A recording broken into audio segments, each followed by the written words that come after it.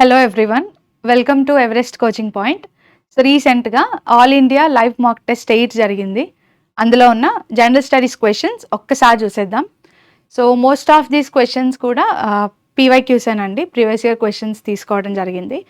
So ఆ topic మనం తీసుకొని క్వశ్చన్ ఎక్స్ప్లెయిన్ చేయడం జరుగుతుంది కాబట్టి మీరు కేర్ఫుల్గా క్లాస్ వినేసాక ఒక్కసారి పీడిఎఫ్ని కరెక్ట్గా మీరు మెమరైజ్ చేసుకునేవి ఏమైనా ఉంటే వాటిని రివైజ్ చేసేసుకోండి. Okay, right. So first question చూడండి. Who is known as the queen of track and field in India? So ఇండియాలో queen of track and field అని ఎవరిని పిలుస్తాము? సో ఆబ్వియస్గా వెరీ ఈజీ క్వశ్చన్, ఎందుకంటే మనకి బాగా తెలుసు. ఈ పేరు విన్న వెంటనే ట్రాక్ అండ్ ఫీల్డ్కి క్వీన్ అన్న వెంటనే మనకి ఎవరు గుర్తొస్తారండి? పిటి ఉషా. సో ఆన్సర్ ఏమవుతుంది? Option C, PT Usha is the correct answer for this question. So మన పిటి ఉషా గారికి చాలా పేర్లు ఉన్నాయండి. ఈవిడ ఎంత ఫేమస్, అలాగే ఎన్ని కాంట్రిబ్యూషన్స్ చేశారంటే మనం సెపరేట్ ఇంట్రడక్షన్ ఇవ్వాల్సిన అవసరమే లేదు. సో ఇండియాలో one of the most famous sprinters అని చెప్తాము సో పిటి ఉషా గారిని. సో ఈవిడికి the sprint queen of India అని కూడా పిలుస్తాం. సో ఇంకొక పేరు ఏంటండి? The sprint queen of India, track and field queen అంటాము, అలాగే పయోలీ ఎక్స్ప్రెస్ అంటామండి.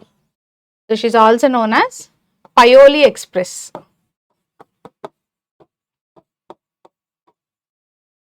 సో ఇలా చాలా పేర్లతో పిటి ఉషా గారిని మనం పిలుస్తూ ఉంటాం అన్నమాట.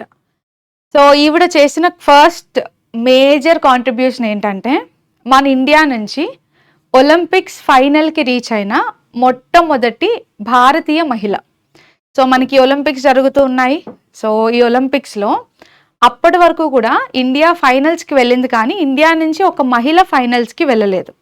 సో అలా ఫస్ట్ టైం మన ఇండియా నుంచి ఒక మహిళ ఒలింపిక్స్కి వెళ్ళడం, అండ్ ఆ రికార్డ్ ఎవరు క్రియేట్ చేశారు? పిటి ఉషా గారు. So she is the first Indian female లేదా first Indian women to reach Olympic finals. అది ఆవిడ స్పెషాలిటీ అండి. సో ఏ కేటగిరీలో ఒలింపిక్ ఫైనల్స్కి రీచ్ అయ్యారు? సో ఏ కేటగిరీలో అంటే సేమ్ మన స్ప్రింట్లోనే, రన్నింగ్లోనే 400 మీటర్స్ కేటగిరీ. ఎన్ని మీటర్లు అండి? 400 మీటర్స్ కేటగిరీ. ఏ ఇయర్లో జరిగిన ఒలింపిక్స్లో రీచ్ అయ్యారు? 1984. సో ఈ రికార్డ్ పిటి ఉషా గారు ఎప్పుడు క్రియేట్ చేశారు అంటే 1984లో క్రియేట్ చేయడం జరిగిందండి. ఇదే కాదు, మనకి ఇదే 1980స్లో ఏషియన్ గేమ్స్ జరిగాయి, రైట్? వాటినే సియాల్ ఏషియన్ గేమ్స్ అని కూడా పిలుస్తాము. సో ఈ సియాల్ ఏషియన్ గేమ్స్లో ఇండియాకి 4 గోల్డ్ మెడల్స్ తీసుకొచ్చారండి. సో 1984లో ఒలింపిక్స్ రీచ్ అయిన ఫస్ట్ ఇండియన్ మహిళ, 1986లో జరిగిన సియాల్ ఏషియన్ గేమ్స్లో మన ఇండియాకి ఆవిడ 4 గోల్డ్ మెడల్ సంపాదించి పెట్టారండి. సో ఒక ఏషియన్ గేమ్స్లో 4 గోల్డ్ మెడల్స్ అంటే అది అసలు చిన్న విషయం కాదు. సో అలా 4 గోల్డ్ మెడల్స్ రావడం, ఇదే ఈవెంట్లో ఒక సిల్వర్ మెడల్ సంపాదించారు. సో అందుకనే ఆవిడ కాంట్రిబ్యూషన్స్కి గాను ఎన్నో పేర్లు ఉన్నాయండి, నిక్ నేమ్స్ చాలానే ఉన్నాయి. సో అందులో పయోలీ ఎక్స్ప్రెస్ ఒకటి, ఇంకొక నేమ్ ఏంటంటే ఉడాన్ పరి అంటాం. పిటి ఉషా గారి ఆవిడకున్న ఇంకొక పేరు ఏంటి? She is also known as Udan Pari. So Udaan పరి అన్న, పయోలీ ఎక్స్ప్రెస్ అన్న, లేదా క్వశ్చన్లో అన్నట్టు queen of track and field అని అడిగిన, okay, the sprint queen of India అని పిలిచిన, ఇవన్నిటికీ కూడా మనకు గుర్తు రావాల్సిన ఓన్లీ పర్సన్ ఎవరండి? పిటి ఉషా గారు. ఇవే కాదు, ఇవి చాలా కొన్ని మేజర్ రికార్డ్స్ అండి, ఎన్నో రికార్డ్స్ ఉన్నాయి. బట్ ఇది కాకుండా ఇంకొక ఇంపార్టెంట్ రికార్డ్ ఏంటంటే మన ఇండియాకి ఇండియన్ ఒలింపిక్ అసోసియేషన్ ఉంది. సో ఇండియన్ ఒలింపిక్ అసోసియేషన్కి ఎప్పుడూ కూడా ప్రెసిడెంట్గా మేల్ స్పోర్ట్స్ మెన్నే తీసుకున్నారు. సో స్పోర్ట్స్ మెన్నే తీసుకోవడం జరిగింది. కానీ ఫస్ట్ టైం ఒక మహిళ ఇండియన్ ఒలింపిక్ అసోసియేషన్కి ప్రెసిడెంట్ అయ్యారు, అండ్ ఆ ఫస్ట్ లేడీ ప్రెసిడెంట్ కూడా మన పిటి ఉషా గారే. So she is the first female president of Indian Olympic association. IOA అంటే ఇండియన్ ఒలింపిక్ అసోసియేషన్ అండి. సో అదొక ఇంకొక రికార్డ్. సో ఇలా చెప్పుకుంటూ పోతే మీరు చూడొచ్చు. సో అచీవ్మెంట్స్ పరంగా 3 మేజర్ రికార్డ్స్ ఉన్నాయి. నిక్ నేమ్స్ అన్నప్పుడు 4 to 5 డిఫరెంట్ నిక్ నేమ్స్ ఉన్నాయి. సో అలాగా ఇన్ని డిఫరెంట్ నేమ్స్ ఉన్నాయండి ఆవిడకి. So that is her speciality, that is her achievement అని చెప్తాము. Coming to remaining options, Hima Das. So Hima Das కూడా ఆవిడ చాలా ఫేమస్ స్ప్రింటరేనండి. ఓకే, సో హిమా దాస్ గారిని మనం దింగ్ ఎక్స్ప్రెస్ అని పిలుస్తాం. హిమా దాస్ గారిని ఏమంటామండి?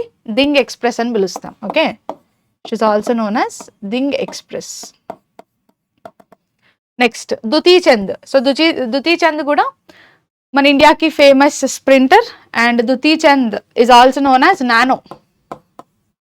సో పిటి ఉషా గారిని పయోలి ఎక్స్ప్రెస్ అని లేదా ఉడాన్ పరి అని ఎలా అయితే పిలుస్తూ ఉంటామో అదేవిధంగా హిమాదాస్ గారిని దింగ్ ఎక్స్ప్రెస్ అని, మన దుతీ చంద్ గారిని నానో అని పిలుస్తాం. సో ఇక్కడ ఇచ్చిన ఫస్ట్ 3 ఆప్షన్స్, హిమాదాస్ అవ్వచ్చు, దుతీ చంద్ అవ్వచ్చు, పిటి ఉషా అవ్వచ్చు, ముగ్గురు కూడా రన్నింగ్, స్ప్రింటింగ్, సో స్ప్రింటర్స్ అని చెప్తాం. కానీ అంజు బాబీ జార్జ్ అన్నప్పుడు queen of Indian long jump అండి. సో కేటగిరీ ఏంటి? స్పోర్ట్స్లో long jump category. So Anju Bobby George గారిని queen of Indian long jump అని పిలవడం జరుగుతుంది. సో భారతదేశానికి లాంగ్ జంప్ కేటగిరీలో క్వీన్ కింద ఎవరిని కన్సిడర్ చేస్తున్నాము? అంజు బాబీ జార్జ్ గారిని కన్సిడర్ చేస్తున్నాం. సో 4 ఆప్షన్స్ ఇంపార్టెంటే, 4 ఆప్షన్స్కి కేటగిరీస్ తెలియాలి, నిక్ నేమ్స్ కూడా మీకు గుర్తుండాలి. ఓకే, సో క్వశ్చన్ పరంగా చూస్తే సింపుల్ అండి, మీరు ఈజీగా పిటి ఉషా అని పెడతారు. బట్ రిమైనింగ్ నిక్ నేమ్స్ పరంగా మీరు గుర్తుపెట్టుకోండి. సో నిక్ నేమ్స్ అడిగినప్పుడు మీకు ఈజీగా వీళ్ళు గుర్తు రావాలి. Okay, right. నెక్స్ట్ క్వశ్చన్ చూద్దాం. Which schedule contains the union state and concurrent list. So ఏ షెడ్యూల్లో మనకి యూనియన్ స్టేట్ అలాగే కాంకరెంట్ లిస్ట్ ఉంటాయని అడిగారు. సో మనకి బాగా తెలుసు ఈ union list, state list, concurrent list కాన్స్టిట్యూషన్లో మెన్షన్ చేయడానికి రీజన్ ఏంటంటే ఇండియా అనేది ఒక quasi federal type of government. So ఇండియాలో క్వాజీ ఫెడరల్ సిస్టమ్ ఉందంట. ఎందుకు ఈ మాట చెప్తున్నాము అంటే ఇండియాలో సెంట్రల్ గవర్నమెంట్ ఉంది. సో ఇండియా మొత్తం రూల్ చేయడానికి కేంద్ర ప్రభుత్వం ఉంది. మళ్ళీ రాష్ట్రాలకి ఒక రూలింగ్ పార్టీస్, రాష్ట్రాలకి మళ్ళీ ప్రభుత్వాలు ఉన్నాయి. సో సెంట్రల్ గవర్నమెంట్ ఉంది, స్టేట్ గవర్నమెంట్స్ కూడా ఉన్నాయి. సో ఇలా 2 రకాల ప్రభుత్వాలు ఎప్పుడైతే ఎగ్జిస్ట్ అవుతాయో, పవర్ని ఎప్పుడైతే సెంటర్ రాష్ట్రాలకి డిస్ట్రిబ్యూట్ చేస్తుందో దాన్ని ఫెడరల్ అంటాము. కానీ ఇండియాలో క్వాజీ ఫెడరల్ అనడానికి రీజన్ ఏంటంటే మన సెంట్రల్ గవర్నమెంట్కి కాస్త పవర్స్ ఎక్కువ. సో సెంటర్లో సెంట్రల్ గవర్నమెంట్ ఉంటూ రాష్ట్రాల్లో స్టేట్ గవర్నమెంట్ ఉన్నప్పటికీ సెంట్రల్ గవర్నమెంట్ అనేది కాస్త ఎక్కువ పవర్ని ఎంజాయ్ చేస్తుంది కాబట్టి క్వాజీ ఫెడరల్ అంటాం, కంప్లీట్ ఫెడరల్ కాదు మనం. సో క్వాజీ ఫెడరల్ అంటున్నాము అంటేనే చాలా క్లియర్గా సెంటర్ చేయాల్సిన పనులేంటి, స్టేట్ చేయాల్సిన పనులేంటి, సెంటర్ స్టేట్ ఇద్దరూ కలిసి చేయాల్సిన పనులేంటి అనేది చెప్పాలి కదా. సో అలా చెప్పడం కోసం కాన్స్టిట్యూషన్లో 7th షెడ్యూల్ ఇచ్చాం. ఏ షెడ్యూల్ ఇచ్చామండి? 7th షెడ్యూల్ ఇచ్చాం. సో 7th షెడ్యూల్లో సెంట్రల్ చేయాల్సిన పనులన్నీ యూనియన్ లిస్ట్ చెప్తుంది, స్టేట్ చేయాల్సిన పనులన్నీ స్టేట్ లిస్ట్ చెప్తుంది, ఇద్దరూ కలిసి చేయాల్సిన పనులన్నీ కాంకరెంట్ లిస్ట్ చెప్తుంది. సో మరి ఈ లిస్టులు ఏ షెడ్యూల్లో ఉన్నాయి అంటే ఆన్సర్ ఏమవుతుందండి? 7th schedule. So answer is option B. సరే, సో ప్రెజెంట్ మన 7th షెడ్యూల్లో అసలు యూనియన్ లిస్ట్లో ఎన్ని సబ్జెక్ట్స్ ఉన్నాయి? సో ప్రెజెంట్ మనకి యూనియన్ లిస్ట్లో 100 సబ్జెక్ట్స్ ఉన్నాయండి. ఒకప్పుడు ఇదే యూనియన్ లిస్ట్లో దాదాపు 97 సబ్జెక్ట్స్ ఉండేవి. సో కాన్స్టిట్యూషన్ స్టార్ట్ అయినప్పుడు ఒక 100 సబ్జెక్ట్స్ ఉండేవండి. ఇప్పుడు 97 ఉండేవి, ఇప్పుడు 100 అయ్యాయి. Next state list. So state లిస్ట్లో ప్రెజెంట్ 61 సబ్జెక్ట్స్ ఉన్నాయి. ఎన్ని ఉన్నాయండి? 61. ఒకప్పుడు స్టేట్ లిస్ట్లో 66 సబ్జెక్ట్స్ ఉండేవి. Okay, there were almost 66 subjects. ఇప్పుడు 5 తీసేశారు, 61 ఉన్నాయి. And finally coming to concurrent list. Concurrent లిస్ట్లో ప్రెజెంట్ 52 సబ్జెక్ట్స్ ఉన్నాయి. ఎన్ని ఉన్నాయి? 52 సబ్జెక్ట్స్ ఉన్నాయి. అంటే ఒకప్పుడు కాంకరెంట్ లిస్ట్లో 47 ఉండేవి. ఎన్ని ఉండేవి? 47 ఉండేవి. అలాగా సబ్జెక్ట్స్ని యాడ్ చేయడం జరిగింది. So present union 100, state list 61, concurrent list 52 subjects. So ఇప్పుడు క్లియర్గా ఈ సబ్జెక్ట్స్ ఏవైతే ఉన్నాయో వీటన్నిటికీ ఒక ఆర్టికల్ ఉంటుంది. సో 7th షెడ్యూల్లో ఈ సబ్జెక్ట్స్ కోసం మాట్లాడేది ఆర్టికల్ 246 అండి. ఈ ఆర్టికల్ చెప్తుంది, ఆర్టికల్ 246, 246 చెప్తుంది. సో 7th షెడ్యూల్ అన్న వెంటనే ఈ ఆర్టికల్ గుర్తు రావాలి. ఈ ఆర్టికల్లో పవర్ని డిస్ట్రిబ్యూట్ చేయడానికి 3 లిస్టులు ఉన్నాయి అని గుర్తు రావాలి. ప్రతి లిస్ట్లోనూ ఎన్ని సబ్జెక్ట్స్ ఉన్నాయో కూడా మీకు మైండ్లో ఉండాలి. Okay, right. So coming to 7th schedule. 7th షెడ్యూల్కి 2 ఇంపార్టెంట్ అమెండ్మెంట్స్ జరిగాయండి. First important amendment 42nd constitutional amendment act అని చెప్తాము. 42వ రాజ్యాంగ సవరణ చట్టం 1976 1976లో తీసుకొచ్చారు. సో 42nd అమెండ్మెంట్ ఏం చేసింది అంటే 7th షెడ్యూల్లో ఉన్న స్టేట్ లిస్ట్లో ఒకప్పుడు 66 సబ్జెక్ట్స్ ఉండేవని చూసాం కదా. సో 66 సబ్జెక్ట్స్ కాస్త 61 అయ్యాయి. ఎందుకు అయ్యాయి అంటే స్టేట్ లిస్ట్ నుంచి కాంకరెంట్ లిస్ట్లోకి 5 సబ్జెక్ట్స్ని ట్రాన్స్ఫర్ చేసింది. సో స్టేట్ లిస్ట్ నుంచి కాంకరెంట్ లిస్ట్లోకి 5 సబ్జెక్ట్స్ అనేవి ఏ అమెండ్మెంట్ ద్వారా ట్రాన్స్ఫర్ చేయబడ్డాయండి? 42nd అమెండ్మెంట్ ద్వారా ట్రాన్స్ఫర్ చేయబడ్డాయి. ఇది కాకుండా మోస్ట్ రీసెంట్ అమెండ్మెంట్ ఏంటంటే జిఎస్టీ రిఫార్మ్స్. సో మనకి 101st కాన్స్టిట్యూషనల్ అమెండ్మెంట్ యాక్ట్ తీసుకొచ్చారు కదా, 101వ రాజ్యాంగ సవరణ చట్టం. సో 101st కాన్స్టిట్యూషనల్ అమెండ్మెంట్ యాక్ట్ని 2016లో తీసుకొచ్చినప్పుడు జిఎస్టీ కోసం ఈ అమెండ్మెంట్ చేశారు. మరి జిఎస్టీ అనేది కూడా ఆ ఫైనాన్షియల్ రిలేషన్ని, ఫెడరల్ స్ట్రక్చర్ని ఎఫెక్ట్ చేస్తుంది. సో అందుకనే జిఎస్టీ వల్ల కూడా 7th షెడ్యూల్ ఎఫెక్ట్ అయిందని చెప్తాం. సో ఇవి 7th షెడ్యూల్ ఎఫెక్ట్ చేసిన 2 important amendments. Okay, right. Now coming to remaining options. So మీకు బాగా తెలుసు, ఇండిపెండెన్స్ వచ్చేటప్పుడు మన కాన్స్టిట్యూషన్లో 8 షెడ్యూల్స్ మాత్రమే ఉండేవి. కానీ ఒక్కొక్కటి యాడ్ అయ్యి ఫైనల్గా మనకి 12 షెడ్యూల్స్ అయ్యాయి. సో ప్రెసెంట్ రాజ్యాంగంలో ఎన్ని షెడ్యూల్స్ ఉన్నాయి అంటే 12 షెడ్యూల్స్ ఉన్నాయని చెప్తాము. So 5th schedule. So 5th schedule దేనికోసం మాట్లాడుతుంది? It talks about the tribal areas యొక్క అడ్మినిస్ట్రేషన్ కోసం మాట్లాడుతుంది. సో ట్రైబల్ ఏరియాస్ యొక్క అడ్మినిస్ట్రేషన్ ఎలా చేయాలి అని చెప్పేది 5th schedule of Indian constitution. 9th schedule మీకు బాగా తెలుసు, మనం చాలాసార్లు చూసాము, ల్యాండ్ రిఫార్మ్స్ కదా. సో ల్యాండ్ రిఫార్మ్స్ అనే కాదు, యాక్చువల్గా సెంటర్ చేసే ఏ పనులైతే కోర్ట్స్ రివ్యూ చేయకూడదు అనుకుంటుందో జనరల్గా అలాంటివన్నీ 9th షెడ్యూల్లో వేస్తారు. బట్ ఫస్ట్ ల్యాండ్ రిఫార్మ్స్ అని చెప్తాం. 10th షెడ్యూల్ అనేది యాంటీ డిఫెక్షన్ లా కోసం మాట్లాడుతుందండి. 10th schedule talks about anti defection law, right. So మీకు పార్ట్స్ అండ్ షెడ్యూల్స్ కాస్త లాజికల్గా, కాన్సెప్చువల్గా, లాజికల్గా ఈజీగా గుర్తుపెట్టుకోవడానికి, అంటే న్యాచురల్గా గుర్తుపెట్టుకోవడానికి పాలిటీ సిరీస్ ఉంటుందండి. మీకు పాలిటీ సిరీస్లో క్లియర్గా ఎక్స్ప్లెయిన్ చేయడం జరిగింది, మన ఛానల్లోనే ఉంటుంది. సో ఫస్ట్ వీడియో ఒకసారి చూడండి. Okay, right. The slogan Garibi Hatao was associated with which 5-year plan? So Garibi Hatao అనేది ఏ 5వ 5-year ప్లాన్కి సంబంధించింది. సో ఏ 5-year ప్లాన్ అండి? 5th 5-year plan. ఆన్సర్ చెప్పేశాను, fine. So answer is option B, 5th plan.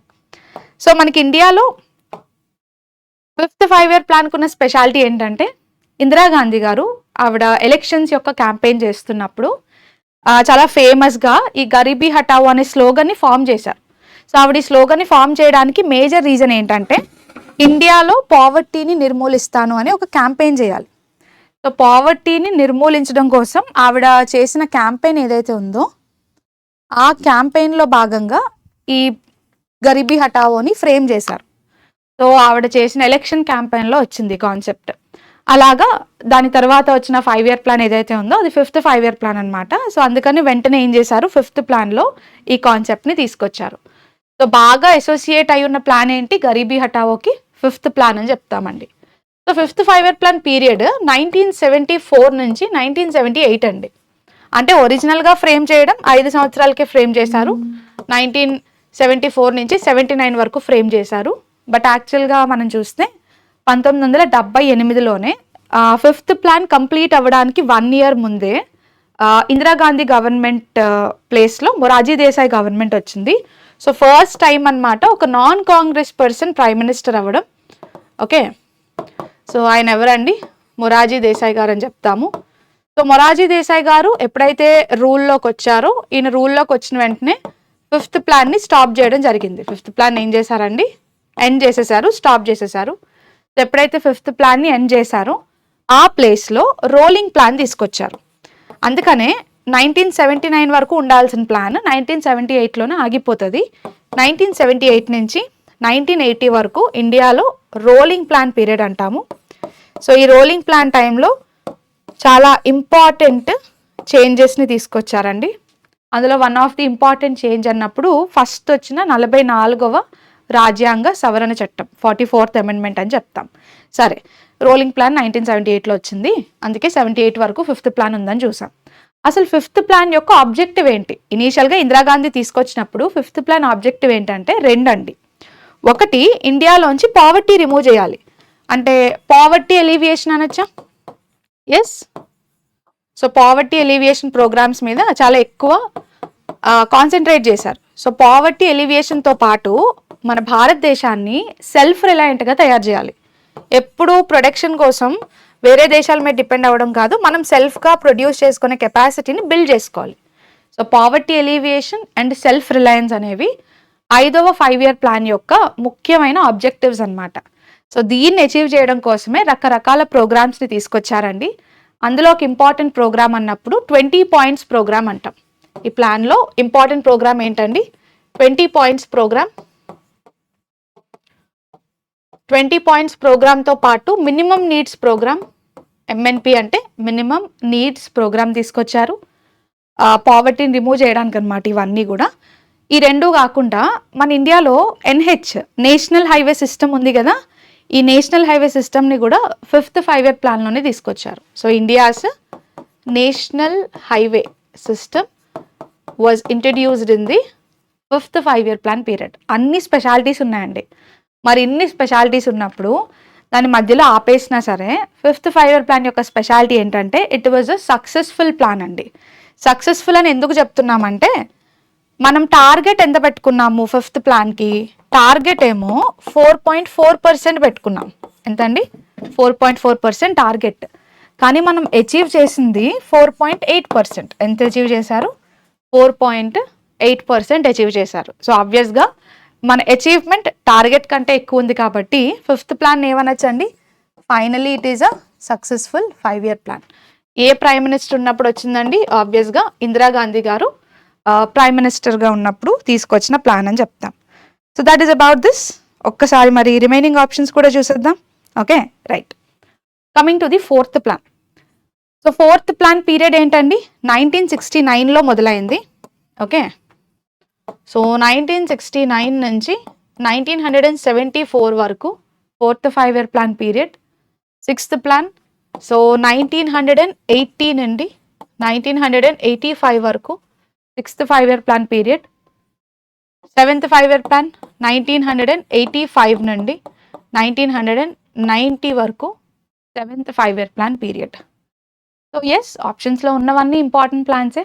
First period గుర్తుపెట్టుకోండి, స్లోగా దాని basis మీద ప్లాన్లో తీసుకొచ్చిన స్కీమ్స్ గుర్తుపెట్టుకోవాలి. Okay, right. Consider the following statements about Majuli island. So Majuli island యొక్క స్పెషాలిటీ ఏంటి? ఇది ఇండియాలో ఉంది, ప్రపంచంలోనే అతిపెద్ద రివర్ ఐలాండ్. సో ఎన్నో ఐలాండ్స్ ఉన్నాయండి. ఇలా రివరిన్ ఐలాండ్స్ అన్నిట్లోనూ కూడా వరల్డ్లోనే, ఇండియాలోనే కాదు ప్రపంచంలోనే లార్జెస్ట్ రివరిన్ ఐలాండ్ ఏదైనా ఉంది అంటే అదే మన Majuli island. Okay, right. So statement 1, it is located in the Brahmaputra river. అవునా? ఎస్, రివర్లో ఉందని మనమే చెప్తున్నాం కదా. సో బ్రహ్మపుత్ర నది దగ్గర లొకేట్ అయి ఉంది. ఇది లార్జెస్ట్ కోరల్ ఐలాండ్ అంటున్నారు. సి, మజులీ అనేది లార్జెస్ట్ రివరిన్ ఐలాండ్, కానీ దీని లార్జెస్ట్ కోరల్ ఐలాండ్ అనడం కరెక్టా? కాదు. సో ఇండియాలో it is not the coral island. మరి ఏంటి? ఇండియాలో Androth island is the largest coral island అండి. లార్జెస్ట్ కోరల్ ఐలాండ్ అంటే మీకు ఏం గుర్తు రావాలి? ఆండ్రోట్ ఐలాండ్ అని గుర్తు రావాలి. ఓకే, అది లార్జెస్ట్ కోరల్ ఐలాండ్స్లో. It is situated in Assam. Yes, ఆబ్వియస్గా మన మజులీ ఐలాండ్ అస్సాంలో బ్రహ్మపుత్ర నదిలోనే ఉంది. సో అస్సాం అనడం కరెక్టా? ఎస్. ఆన్సర్ ఏంటండి? Option A. So A 1 and 3 is the answer. But ఇక్కడ మనకున్న అడ్వాంటేజ్ ఏంటంటే ఎక్కువ సార్లు ఇలాంటి క్వశ్చన్స్లో 3వ స్టేట్మెంట్ చదవాల్సిన అవసరం రాదు. మీకు 2 ఒక్కటి రాంగ్ అని తెలిస్తే 2 ఉన్న ఆప్షన్స్ అన్నీ మీరు ఎలిమినేట్ చేసేస్తారు. 3 ఆప్షన్స్లో 2 ఉంది కాబట్టి మీరు హ్యాపీగా ఎలిమినేట్ చేసి answer is option A 1 and 3 అని ఇప్పటికే పెట్టేసి ఉంటారు. ఓకే, సరే. మజులీ ఐలాండ్ కోసం మనం ఫస్ట్ కొన్ని ఇంట్రెస్టింగ్ ఫ్యాక్ట్స్ చూద్దాం. ఎక్కడుంది అనేది మీరు చూసారు, ఇది మనకి ఎలాగా ఐడియా ఉంది. అసలు దీనికి ఉన్న స్పెషాలిటీ ఏంటంటే ఇది దాదాపు 352 square kilometers నుంచి, ఓకే, ఒక 875 ప్లస్ స్క్వేర్ కిలోమీటర్స్ వరకు దీని యొక్క ఏరియా అనేది స్ప్రెడ్ అయి ఉందండి. సో 352 టు 875 స్క్వేర్ కిలోమీటర్ ఏరియాలో ఇది స్ప్రెడ్ అయి ఉందని చెప్తాం. అయితే వాట్ ఈస్ స్పెషల్ అంటే మజులీ ఐలాండ్లో మనకి భక్తి మూమెంట్ జరుగుతున్నప్పుడు ఇండియాలో నియో వైష్ణవిజంని స్ప్రెడ్ చేసినప్పుడు అస్సాంలో సత్రియా డాన్స్ చాలా ఇంపార్టెంట్ రోల్ ప్లే చేసిందని చెప్తాం. అసలు సత్రియా డాన్స్ ఫామ్ అవ్వడానికి రీజన్ ఏంటంటే సత్రాలు ఉండటం. సత్రాలు అన్నప్పుడు మాంక్స్ ఎవరైతే సేజెస్ వీళ్ళు భక్తి మూమెంట్ని ముందుకు తీసుకెళ్తున్నారో వీళ్ళు ఉండడానికి ఉన్న ప్లేసెస్ అన్నమాట. వీళ్ళు నివసించే ప్లేసెస్ని సత్రాలని అనేవారు.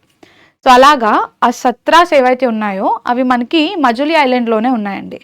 So Majuli island is very famous for neo Vaishnavism. Religion పరంగా భక్తి మూమెంట్లో నియో వైష్ణవిజం స్ప్రెడ్ చేయడానికి Majuli island important role play చేసింది. సో అందులో ఉన్న సత్రాలు ఏవైతే ఉన్నాయో సత్రియా డాన్స్కి సంబంధించి ఆ సత్రాలు ఎక్కడ ఉండేవి అంటే మజులీ ఐలాండ్లోనే లొకేట్ అయి ఉండేవండి. మజులీ ఐలాండ్కు ఉన్న ఇంకొక స్పెషాలిటీ ఏంటంటే ఇప్పుడు చాలా ఎక్కువగా ఇరోజన్ థ్రెట్ని ఫేస్ చేస్తుంది. సో ఈ ఐలాండ్ ఎప్పుడు ఎరోడ్ అయిపోతుందో తెలియదు. దీని మీద ఎరోజన్ అనేది చాలా ఫాస్ట్ రేట్లో జరుగుతుంది. చాలా త్వరగా ఇది అంతరించిపోవడానికి ఛాన్సెస్ ఉన్నాయి. సో ఇరోజన్ థ్రెట్స్ ఉన్న ఐలాండ్ ఏంటి అంటే కూడా ఇండియాలో మీకు ఫస్ట్ గుర్తు రావాల్సింది మన మజులీ ఐలాండ్ అండి. యాక్చువల్గా ఉన్నదేమో రివర్లో నదిలో ఉన్న ఐలాండ్ ఇది, సముద్రంలో కాదు. నదిలో ఉండి కూడా ఎరోజన్ థ్రెట్ ఫేస్ చేస్తుంది అంటే క్లైమేట్ చేంజ్ ఎంత స్పీడ్గా జరుగుతుంది అనడానికి దీన్ని మనం ఎగ్జాంపుల్గా చూపించవచ్చు. అయితే ఇక్కడ ఒక రైస్ వెరైటీ పండుతుందండి. అంటే చాలా రైస్ వెరైటీస్ ఉంటాయి, బట్ అందులో మజులీ ఐలాండ్లో స్పెసిఫిక్గా రైస్ వెరైటీ అన్నప్పుడు కోమల్ సావుల్ రైస్ అని చెప్తామండి. Rice variety Komal Shahul rice వెరైటీకి చాలా ఫేమస్ అండి. ఇది కాకుండా మజులీ ఐలాండ్లో మ్యాన్ మేడ్ ఫారెస్ట్లు ఉంటాయి. మ్యాన్ మేడ్ ఫారెస్ట్ని మొరాయ్ ఫారెస్ట్ అంటాం. సో దేనికి ఫేమస్ మజులీ ఐలాండ్ అంటే చాలా విషయాలకే ఫేమస్ అండి. అందులో ఈ మొరాయ్ ఫారెస్ట్ అనేవి యాక్చువల్గా మ్యాన్ మేడ్ ఫారెస్ట్ అనమాట. సో ఈ మొరాయ్ ఫారెస్ట్కి కూడా చాలా ఫేమస్. రైస్ అన్నప్పుడు కోమల్ సావుల్ రైస్ వెరైటీ అన్నప్పుడు కూడా మీకు ఈ ల్యాండే ఈ ఐలాండే గుర్తు రావాలి. ఇక్కడ ఎక్కువగా కనిపించే ట్రైబ్స్, సో మనకి ఇక్కడ ఎక్కువగా కనిపించేది మీసింగ్ అనే ట్రైబ్ వాళ్ళు. చాలా ట్రైబ్స్ ఉంటాయండి, గుర్తుపెట్టుకోండి. ఎందుకంటే ఉన్నది అస్సాం కాబట్టి, అందులోనూ ఐలాండ్ కాబట్టి ట్రైబ్స్ ఉంటాయి.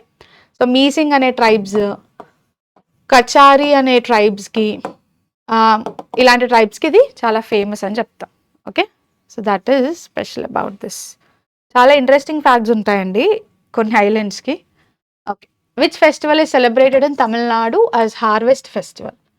సో ఎస్, హార్వెస్ట్ ఫెస్టివల్గా దేన్ని సెలబ్రేట్ చేస్తాం మనం? ఆబ్వియస్గా పొంగల్ కదా. సో ఇచ్చిన ఆప్షన్స్లో దుర్గా పూజ అనేది హార్వెస్ట్ ఫెస్టివల్ కాదు. సో ఫీమేల్ గాడెస్ని వర్షిప్ చేసే ఫెస్టివల్, మా దుర్గాని వర్షిప్ చేసే ఫెస్టివల్. బిహు అన్నప్పుడు ఇది అస్సాంకి సంబంధించింది, తమిళనాడు అయితే కాదు. సో ఇట్స్ వెరీ క్లియర్, ఆబ్వియస్గా answer is option B, Pongal. సరే, coming to the Bihu. So Bihu festival అన్నప్పుడు బిహు ఫెస్టివల్ టైంలో పర్ఫామ్ చేసేది బిహు డాన్స్ అండి. సో ఇది అస్సాంలో చాలా ఫేమస్ ఫెస్టివల్. అండ్ మనకి 3 రకాల బిహులు ఉంటాయి కదా. సో రొంగాలి బిహు అంటాము, బోహగ్ బిహు అంటాము.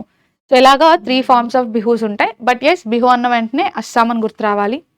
దుర్గా పూజ అలాగే నవరాత్రి, సో ఈ రెండు కూడా దసరాకి సంబంధించిన ఫెస్టివల్సే. సో దసరాలో నవరాత్రి సెలబ్రేట్ చేస్తారు. ఈ నవరాత్రుల్లో చేసేది దుర్గా పూజనే. సో దుర్గా పూజ నవరాత్రి అన్నప్పుడు జనరల్గా ఇండియా అంతా ఉంది, కానీ మోస్ట్ ఫేమస్ అయితే వెస్ట్ బెంగాల్ కదా. ఎస్, సో వెస్ట్ బెంగాల్లో చాలా గ్రాండ్గా సెలబ్రేట్ చేసుకుంటారు దుర్గా పూజని. సో ఎప్పటి నుంచో వస్తున్న పరంపర ఇది, వెరీ వెరీ ఫేమస్ అని చెప్తాము. Okay, so that is about this festival. అయితే ఇక్కడ మనం ఈచ్ ఫెస్టివల్కి కొన్ని స్పెషాలిటీస్ చూడొచ్చు. Okay, each festival has some specialities. For example పొంగల్కే వద్దాం. సో తమిళనాడులో చూడండి, పొంగల్లో జల్లికట్టు కదా చాలా ఫేమస్. ఎస్, సో పొంగల్ అన్నప్పుడు తమిళనాడులో మీకు ఏం గుర్తొస్తుంది? ఫస్ట్ మనకి జల్లికట్టు. సో జల్లికట్టు అనేది most important event of pongal. ఇదే తమిళనాడులో కోలం డెకరేషన్స్. ఇదే తమిళనాడులో ఏం చేస్తారు చూడండి, బ్యూటిఫుల్ డెకరేషన్స్ చేస్తారు. ఫస్ట్ ఇమేజ్లో మీరు చూడొచ్చు కోలం డెకార్. సో ఇది కూడా పొంగల్కి సంబంధించి very very famous in Tamil Nadu అంటాం. So coming to remaining options, ఇక్కడ మోస్ట్ ఇంపార్టెంట్గా నవరాత్రి లేదా దుర్గా పూజ కోసం మనం మాట్లాడాలంటే ఈ టైంలో జరిగే డాన్స్ అండి. ఫర్ ఎగ్జాంపుల్ మీరు చూడండి, గుజరాత్లో గార్బా డాన్స్ కదా, గార్బా డాన్స్ అవ్వచ్చు. నవరాత్రి టైంలో దాండియా సెలబ్రేట్ చేస్తారు, దాండియాకి ఫేమస్ నవరాత్రి. దాండియా కాకుండా మనకి వెస్ట్ బెంగాల్లో ఈ పాండాల్స్ పెడతారండి. సో అమ్మవారి మూర్తులు తీసుకొచ్చి పాండాల్స్ ప్రిపేర్ చేస్తారు. సో దుర్గా పూజ పాండాల్స్ అంటాము. సో ఈ దుర్గా పూజ పాండాల్స్ కూడా మనకి నవరాత్రి టైంలో చాలా ఫేమస్ రోల్ ప్లే చేస్తాయి. పాండాల్స్ అనేవి జనరల్గా బెంగాల్ వాళ్ళ ట్రెడిషన్ అండి, బెంగాలీ వాళ్ళు చేస్తారు, మనం కూడా చేస్తాం అనుకోండి. But yes, West Bengal garba dandiya dances కూడా మనం చూస్తూ ఉంటాం నవరాత్రి టైంలో. That is important feature. ఇంకా బిహు అన్నప్పుడు మనకు తెలుసు కదా, 3 బిహులు సెలబ్రేట్ చేస్తాము. అందులో one of the most important Rongali Bihu అంటాము. బికాజ్ రొంగాలి బిహు అనేది అస్సాం వాళ్ళకి, మనకి ఎలా అయితే ఉగాది అన్నప్పుడు న్యూ ఇయర్ అని చెప్తాము, రొంగాలి బిహు అనేది అస్సాం వాళ్ళకి న్యూ ఇయర్ లాంటిదని చెప్తాం. Right? Yes, okay. Which part of the plant absorbs water from the soil? So soil నుంచి వాటర్ని, న్యూట్రియంట్స్ని అబ్జార్బ్ చేసేది ఏంటండి? రూట్స్ కదా. సో ఆన్సర్ ఏమవుతుంది? Option B, roots. So roots ప్లాంట్లో చాలా ఇంపార్టెంట్ రోల్ ప్లే చేస్తాయండి. ఫస్ట్ థింగ్ ఏంటంటే ప్లాంట్ని సాయిల్కి యాంకర్ చేస్తాయి. సో ప్లాంట్ అనేది సాయిల్ని పట్టుకొని నిలబడాలి అంటే ఫస్ట్ రూట్ కావాలి. సో యాంకరింగ్లో చాలా ఇంపార్టెంట్ రోల్ ప్లే చేస్తాయి. రెండోది ఏంటంటే రూట్ ఉండడం వల్లే కదా న్యూట్రియంట్స్ కూడా వెళ్తున్నాయి. సో ప్లాంట్స్కి న్యూట్రియంట్స్ అందాలన్నా, సాయిల్లో ఉన్న న్యూట్రియంట్స్ని తీసుకోవాలన్నా, లేదా క్వశ్చన్లో అడిగినట్టు వాటర్ని అబ్జార్బ్ చేసి ప్లాంట్కి ఇవ్వాలి అన్నా సరే ఎవరిస్తారు? రూట్సే ఇస్తాయి. సో సింపుల్గా చెప్పాలంటే రూట్స్ 2 ఇంపార్టెంట్ ఫంక్షన్స్ ప్లే చేస్తున్నాయి. ఒకటి, రూట్స్ అనేవి ప్లాంట్కి స్ట్రక్చరల్ సపోర్ట్ ఇస్తాయి, ఒక స్ట్రక్చర్ని ఇస్తాయి నిలబడడానికి. స్ట్రక్చరల్ సపోర్ట్తో పాటు రెస్పిరేషన్. సో ప్లాంట్ యొక్క రెస్పిరేషన్ పాసిబుల్ అవుతుంది అంటే దానికి కూడా వన్ ఆఫ్ ది రీజన్ ఏమని చెప్పచ్చు అండి? రూట్స్ అని చెప్పచ్చు. Okay, that is special about these roots. And yes, it's a very basic question. మీరు చెప్తారు స్ట్రక్చర్ అండ్ రెస్పిరేషన్ అన్న, వాటర్ అబ్జార్ప్షన్ అన్న రూట్స్ అని చెప్పేస్తారు.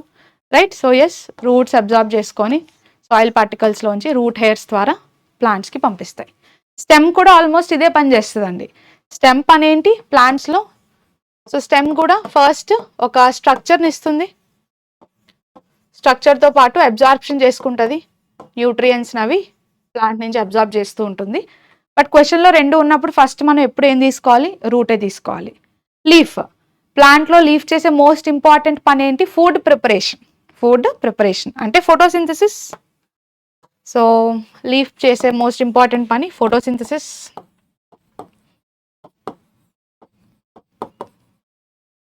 Next coming to flower. ప్లాంట్స్లో ఫ్లవర్ చేసే మోస్ట్ ఇంపార్టెంట్ పని రీప్రొడక్షన్ కదా. ఎస్, సో ప్లాంట్స్ అనేవి రీప్రొడ్యూస్ చేయడానికి దాని యొక్క ఫ్లవర్స్ అనేవి చాలా బాగా హెల్ప్ చేస్తాయని చెప్తాం. Okay, Padma Bhushan awardee Ramakanta Rath passed away in 2025 March. He was associated with which field? So మీరు చూడొచ్చండి, రీసెంట్గా అంటే లాస్ట్ ఇయర్, ఎగ్జాక్ట్గా 1 year అయింది. సో 2025లో రమాకాంతారత్ గారు చనిపోయారు. ఆబిటరీస్లో చూసాం మనం. సో ఆయన అసలు ఏ ఫీల్డ్కి సంబంధించిన వ్యక్తి? ఎవరండి? లిటరేచర్ కదా. సో ఈ belongs to literature field. So ఎవరైనా పోయెట్ కదా. ఎస్, సో రమాకాంతారత్ గారు పోయెట్. ఏ లాంగ్వేజ్ పోయెట్ మరి? ఒడియా అండి. లిటరేచర్ అని అనడానికి రీజన్ ఏంటంటే ఈయన ఒక పోయెట్ అవ్వడం. సో అందులోనూ పర్టికులర్గా ఏ లాంగ్వేజ్ అంటే ఒడియా లిటరేచర్కి సంబంధించిన పోయెట్ అనమాట. సో ఈయనకి ఎన్నో స్పెషాలిటీస్ ఉన్నాయండి. అందులో ఒక స్పెషాలిటీ ఏంటంటే మనకి చూడండి, కళలకి సాహిత్య అకాడమీ ఉంటుంది కదా. సో సాహిత్య అకాడమీకి ఈయన ప్రెసిడెంట్గా పనిచేశారు. 1998 నుంచి 2003 వరకు మన రమాకాంతారత్ గారు సాహిత్య అకాడమీ అనే సంస్థకి ప్రెసిడెంట్గా కూడా పనిచేయడం జరిగింది. సో ఈయన చేసిన కాంట్రిబ్యూషన్స్కి గాను ఈయనకి ఎన్నో అవార్డ్స్ ఇచ్చారండి. ఆ ఎన్నో అవార్డ్స్లో మోస్ట్ ఇంపార్టెంట్ అవార్డ్ అన్నప్పుడు జనరల్గా మనం సివిలియన్ అవార్డ్స్ చెప్తాము. అందులో ఒకటి క్వశ్చన్లో ఇచ్చినట్టు Padma Bhushan. So yes, Padma Bhushan award వచ్చిందా అంటే వచ్చిందండి. సో పద్మభూషణ్ అవార్డు ఏ ఇయర్లో వచ్చింది? 2006 అండి. రమాకాంత రత్ గారికి ఎప్పుడు వచ్చింది? 2006లో వచ్చింది. Very important. నెక్స్ట్ ఈయనకి సంబంధించి మరి ఒడియా పోయట్ అని చూసాం కదా, మోస్ట్ ఫేమస్ పోయమ్స్ కొన్ని చెప్పాలి అంటే, సో అందులో మోస్ట్ ఫేమస్ పోయమ్స్ అన్నప్పుడు శ్రీరాధ అండి. What is it? Sriradha. Very important poem of మన రమాకాంత రత్ గారు. ఇంకొకటి ఏంటంటే సప్తమ ఋతు. ఓకే, సప్తమ ఋతు. సప్తమ ఋతుతో పాటు చాలా పోయమ్స్ ఉన్నాయి. శ్రీరాధ, సప్తమ ఋతు, అలాగే సుచిత్ర అందర. ఓకే, సుచిత్ర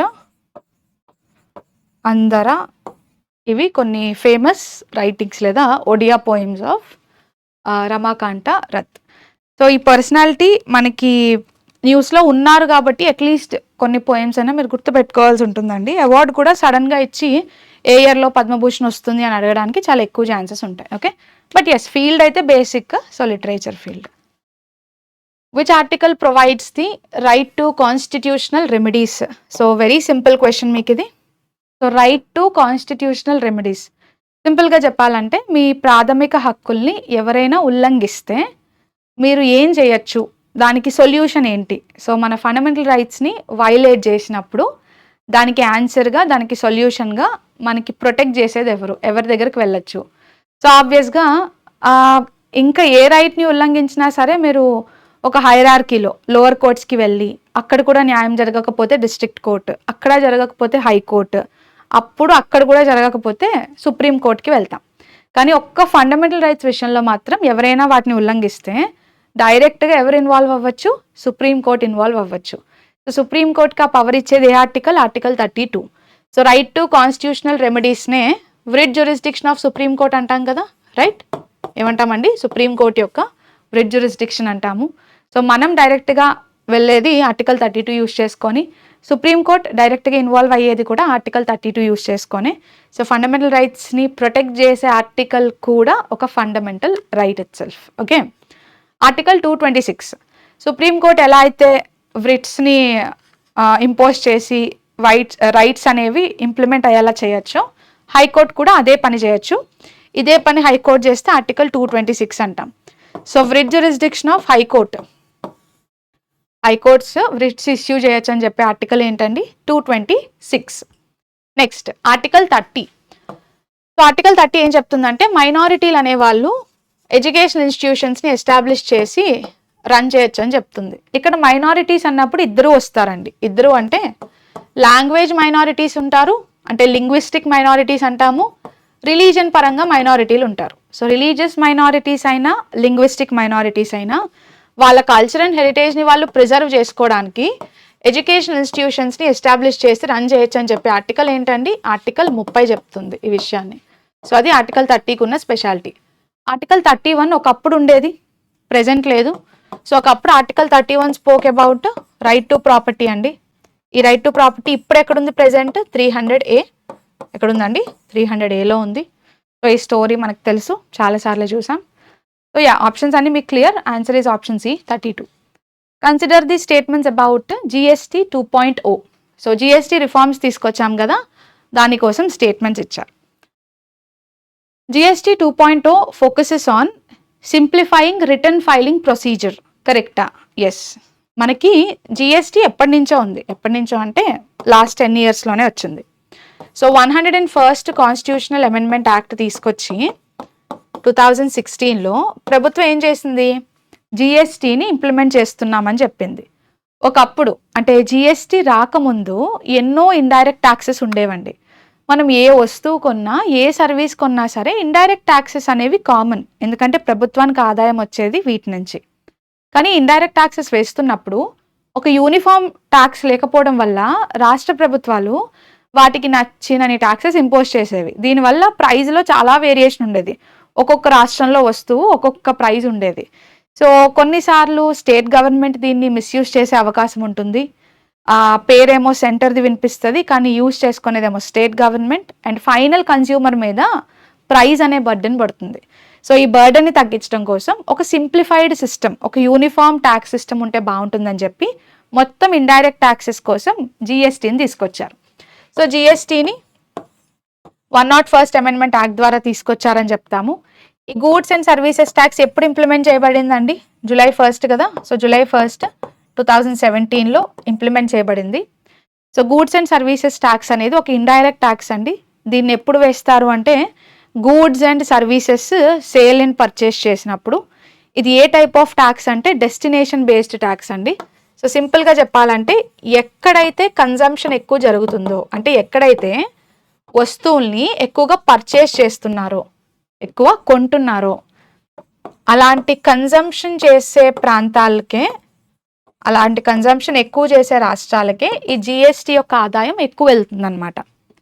సో కన్జంప్షన్ని ఎంకరేజ్ చేసే ట్యాక్స్ అని చెప్తాం. జిఎస్టీ మోటో ఏంటంటే మన ఇండియా అంతా ఒక నేషనే కదా. సో ఒక నేషన్కి ఒక ట్యాక్స్ ఉండాలి. సో 1 నేషన్ 1 మార్కెట్ 1 ట్యాక్స్ అనే మోటోతో తీసుకొచ్చారు బాగానే ఉంది. కానీ జిఎస్టీని తీసుకొచ్చిన తర్వాత మనకి చాలా ట్యాక్స్ రేట్స్ ఉన్నాయి జిఎస్టీ కింద.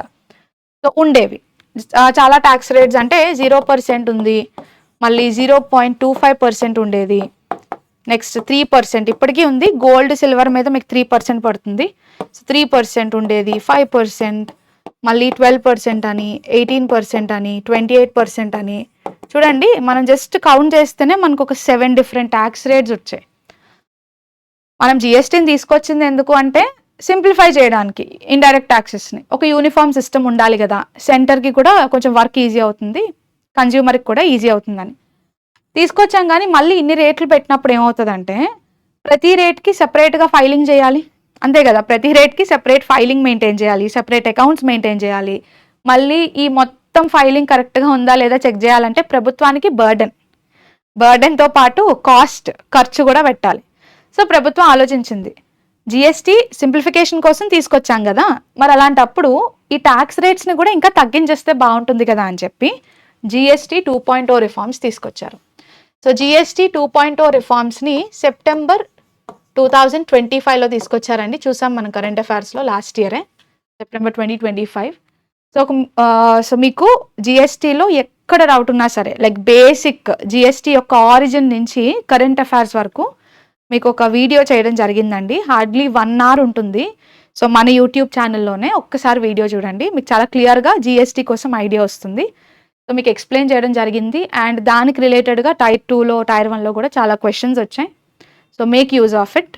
ఓకే, సో మన ఛానల్లో మీరు జిఎస్టీ అని కొడితే, జిఎస్టీ బై తనుజ మేడం అని కొడితే మీకు వచ్చేస్తుంది video. Okay, right. So September 2025లో రిఫార్మ్స్ తీసుకొచ్చినప్పుడు ప్రభుత్వం ఏం చేసిందంటే ఫైలింగ్ ఈజీ అవ్వాలి కదా. ఫైలింగ్ ఈజీ అవ్వాలంటే నెంబర్ ఆఫ్ ట్యాక్సెస్ తగ్గించాలి. సో ఫైలింగ్ని ఈజీ చేయడం కోసం నెంబర్ ఆఫ్ రేట్స్ని తగ్గించింది. రెండోది ఏం చేసింది, ఒకప్పుడు ఇన్ని రేట్స్ ఉన్నప్పుడు తెలియకుండానే కంపారిజన్ వస్తుంది. కంపారిజన్ ఎలా వస్తుంది, అరే ఈ గూడ్స్ మీద ఇంత తక్కువ జిఎస్టీ వేస్తున్నారు, మా గూడ్స్ మీద ఇంత ఎక్కువ జిఎస్టీ వేస్తున్నారని అలాంటి కంపారిజన్స్ కూడా వస్తాయి. సో వీటిని తగ్గించడం కోసం కొన్ని యూనిఫామ్గా ఫిక్స్డ్ రేట్స్ ఉంటే సరిపోతుంది కదా అని చెప్పి జిఎస్టీ 2.0 తీసుకొచ్చారు. సో దీన్ని బట్టి చూసుకుంటే ఫస్ట్ స్టేట్మెంట్లో it focuses on simplifying return filing procedures. కరెక్టా? ఎస్. సో రిటర్న్స్ని ఫైల్ చేసే ప్రొసీజర్ సింపుల్ అయితేనే ఎక్కువ మంది రిటర్న్స్ ఫైల్ చేస్తారు, ఎక్కువ మంది ట్యాక్స్ని కరెక్ట్గా కడతారు. సో అందుకని తీసుకొచ్చారు. It aims to strengthen digital compliance and IT system. అంతే కదా. సో డిజిటల్గా ట్యాక్స్ కంప్లైన్సెస్ని, సిస్టమ్స్ని స్ట్రెంగ్థెన్ చేయడానికి, డిజిటల్ యూటిలైజేషన్ కరెక్ట్గా చేయడానికి ఈ రిఫార్మ్స్ని తీసుకొచ్చారు. Yes. It abolishes GST council. GST council ఉంటేనే కదా రేట్స్ డిసైడ్ చేయగలరు. సో మరి జిఎస్టీ కౌన్సిల్ అబాలిష్ చేయడం కరెక్టా? కాదు కదండి. సో జిఎస్టీ కౌన్సిల్ అనేది ఒక కాన్స్టిట్యూషనల్ బాడీ అండి. ఇది ఏం చేస్తుంది అంటే టైం టు టైం మీటింగ్స్ని కండక్ట్ చేసుకొని జిఎస్టీ ఏ రేట్స్లో మనం ఇంప్లిమెంట్ చేయాలి, ఏ రేట్ కింద ఏ వస్తువులు రావాలి, ఏ సర్వీసెస్ రావాలనేది డిసైడ్ చేస్తుంది. సో అంత ఇంపార్టెంట్ అది. సో జిఎస్టీ కౌన్సిల్ని ఆర్టికల్ 279A ప్లేస్ చేశారు. ఎక్కడుందండి? ఆర్టికల్ 279A ప్లేస్ చేయబడింది. బట్ ఎస్, అబాలిష్ చేయడం అనేది కరెక్ట్ కాదు. So third statement incorrect. Answer ఏమవుతుంది? Option B. Option B 1 and 2 only is the correct answer for this question. So ఇప్పుడు కొత్తగా మోస్ట్ ఇంపార్టెంట్ రేట్స్ అన్నప్పుడు ఏమని చెప్తాం? So as per this GST 2.0 reforms 0% ఎలాగా ఉంటుంది, 5% ఉంటుంది, నెక్స్ట్ 18% ఉంటుంది, 40%. సో 0, 5, 18 అండ్ 40 ఇవి ఇంపార్టెంట్ రేట్స్ అనమాట. Okay right. So go watch that video, డెఫినెట్గా చూడండి, చాలా యూజ్ అవుతుంది. So Brihadeeswara temple is located in which state? So Brihadeeswara ఆలయం ఏ రాష్ట్రంలో ఉంది అని అడిగారు. సో వెరీ సింపుల్, మన తమిళనాడు కదా. So answer is option B, Tamil Nadu. అసలు ఈ టెంపుల్ని ఎప్పుడు కన్స్ట్రక్ట్ చేయించారు? ఈ టెంపుల్ని 1003 AD నుంచి 1010 AD టైంలో, 1003 AD నుంచి 1010 AD టైంలో చోళా రాజ్యం, చోళా డైనాసిటీ తమిళనాడుని పరిపాలిస్తున్నప్పుడు ఈ బృహదీశ్వర ఆలయాన్ని కన్స్ట్రక్ట్ చేయించడం జరిగింది. అప్పటి చోళరాజు ఎవరండి? రాజరాజా 1. ఈ టెంపుల్ కన్స్ట్రక్షన్ చేయించిన చోళా కింగ్ ఎవరు అంటే విసే రాజరాజా 1 గారు కట్టించారని మనం చెప్తూ ఉంటాం. సో ఇది ఎక్కడ లొకేట్ అయి ఉంది అంటే తమిళనాడులో ఉన్న తంజావూర్ అనే ప్రాంతం. ఎక్కడుందండి? తమిళనాడులో తంజావూర్ అనే ప్రాంతంలో లొకేట్ అయి ఉంది. అందుకనే ఈ బృహదీశ్వర టెంపుల్కి ఇంకొక 2 డిఫరెంట్ నేమ్స్ ఉన్నాయి. సో బృహదీశ్వర టెంపుల్ని మనం తంజావూర్ పెరియా కోవిల్ అంటాము. ఏమనొచ్చండి? తంజావూర్ పెరియా కోవిల్ అని పిలుస్తాము. సో తంజావూర్ పెరియార్ కోవిల్ అన్న, బృహదీశ్వర ఆలయం టెంపుల్ అన్న, లేదా రాజరాజేశ్వరం కోవిల్, రాజేశ్వరం కోవిల్ అన్న ఒక్కటేనండి. ఓకే, ఇవన్నీ కూడా మన బృహదీశ్వర ఆలయానికి ఉన్న పేర్లే. సో అది దీనికి ఉన్న డిఫరెంట్ నేమ్స్ అండి. అయితే ఇది దేనికి బాగా ఫేమస్? సో ఇది దేనికి బాగా ఫేమస్ అంటే చోళా ఆర్కిటెక్చర్కి ఒక లివింగ్ ఎగ్జాంపుల్ అండి. ఇది ఎందుకు అంత ఫేమస్ అంటే ఈ టెంపుల్ చూడండి, ఇమేజ్లో మీరు చూడొచ్చు, ఇది మొత్తం గ్రెనైట్ యూస్ చేసి కట్టారు. ఏం యూస్ చేశారు? గ్రెనైట్. ఈ గ్రెనైట్ యూస్ చేసి నిర్మించారు. కానీ మనకి ఇప్పటికీ కూడా అర్థం కాని విషయం ఏంటంటే after all this technological development మనకి ఇప్పటికీ అర్థం కాని విషయం ఏంటంటే ఇంత అమౌంట్ ఆఫ్ గ్రానైట్ని ఎక్కడి నుంచి తీసుకొచ్చారు? బికాస్ దగ్గరలో ఎక్కడా కూడా గ్రానైట్కి సంబంధించిన మౌంటైన్స్ కానీ ఏది మనకు కనపడవు. బట్ స్టిల్ ఇంత హ్యూజ్ ఆర్కిటెక్చర్ ఉన్న స్ట్రక్చర్ని అసలు ఎలా చెక్కారు, గ్రానైట్ యూస్ చేసి ఎలా చెక్కారు, అసలు గ్రానైట్ వీల్కి ఎక్కడి నుంచి వచ్చింది అనేది మనకు అసలు ఇప్పటికీ కూడా అర్థం కాదు. ఎందుకంటే ఈ టెంపుల్ హైట్ ఏం తక్కువ కాదండి, 216 అడుగులు. టెంపుల్ హైట్ ఎంత? 216 feet అండి దీని టెంపుల్ హైట్. ఇంత అమౌంట్ ఆఫ్ టెంపుల్, ఇంత అమౌంట్ ఆఫ్ గ్రానైట్ అసలు ఎక్కడి నుంచి వచ్చింది అనేది it was always a question mark అనమాట. సో ఆబ్వియస్గా మరి ఇలాంటి టెంపుల్స్కి యునెస్కో గుర్తింపు ఉంటుంది కదా, డెఫినెట్గా ఉంటుంది. So Chola group of temples అని చెప్పి, చోళా గ్రూప్ ఆఫ్ ఆర్కిటెక్చర్స్ అని చెప్పి UNESCO world heritage site status ఇచ్చిందండి. ఎప్పుడు ఇచ్చింది అంటే 1987. సో బృహదీశ్వర ఆలయానికి యునెస్కో యొక్క వరల్డ్ హెరిటేజ్ సైట్ స్టేటస్ 1987లో ఇవ్వడం జరిగింది. ఇది సౌత్ ఇండియన్ టెంపుల్ ఆర్కిటెక్చర్ అంటే ద్రవిడియన్ టెంపుల్ ఆర్కిటెక్చర్కి ఒక లివింగ్ ఎగ్జాంపుల్.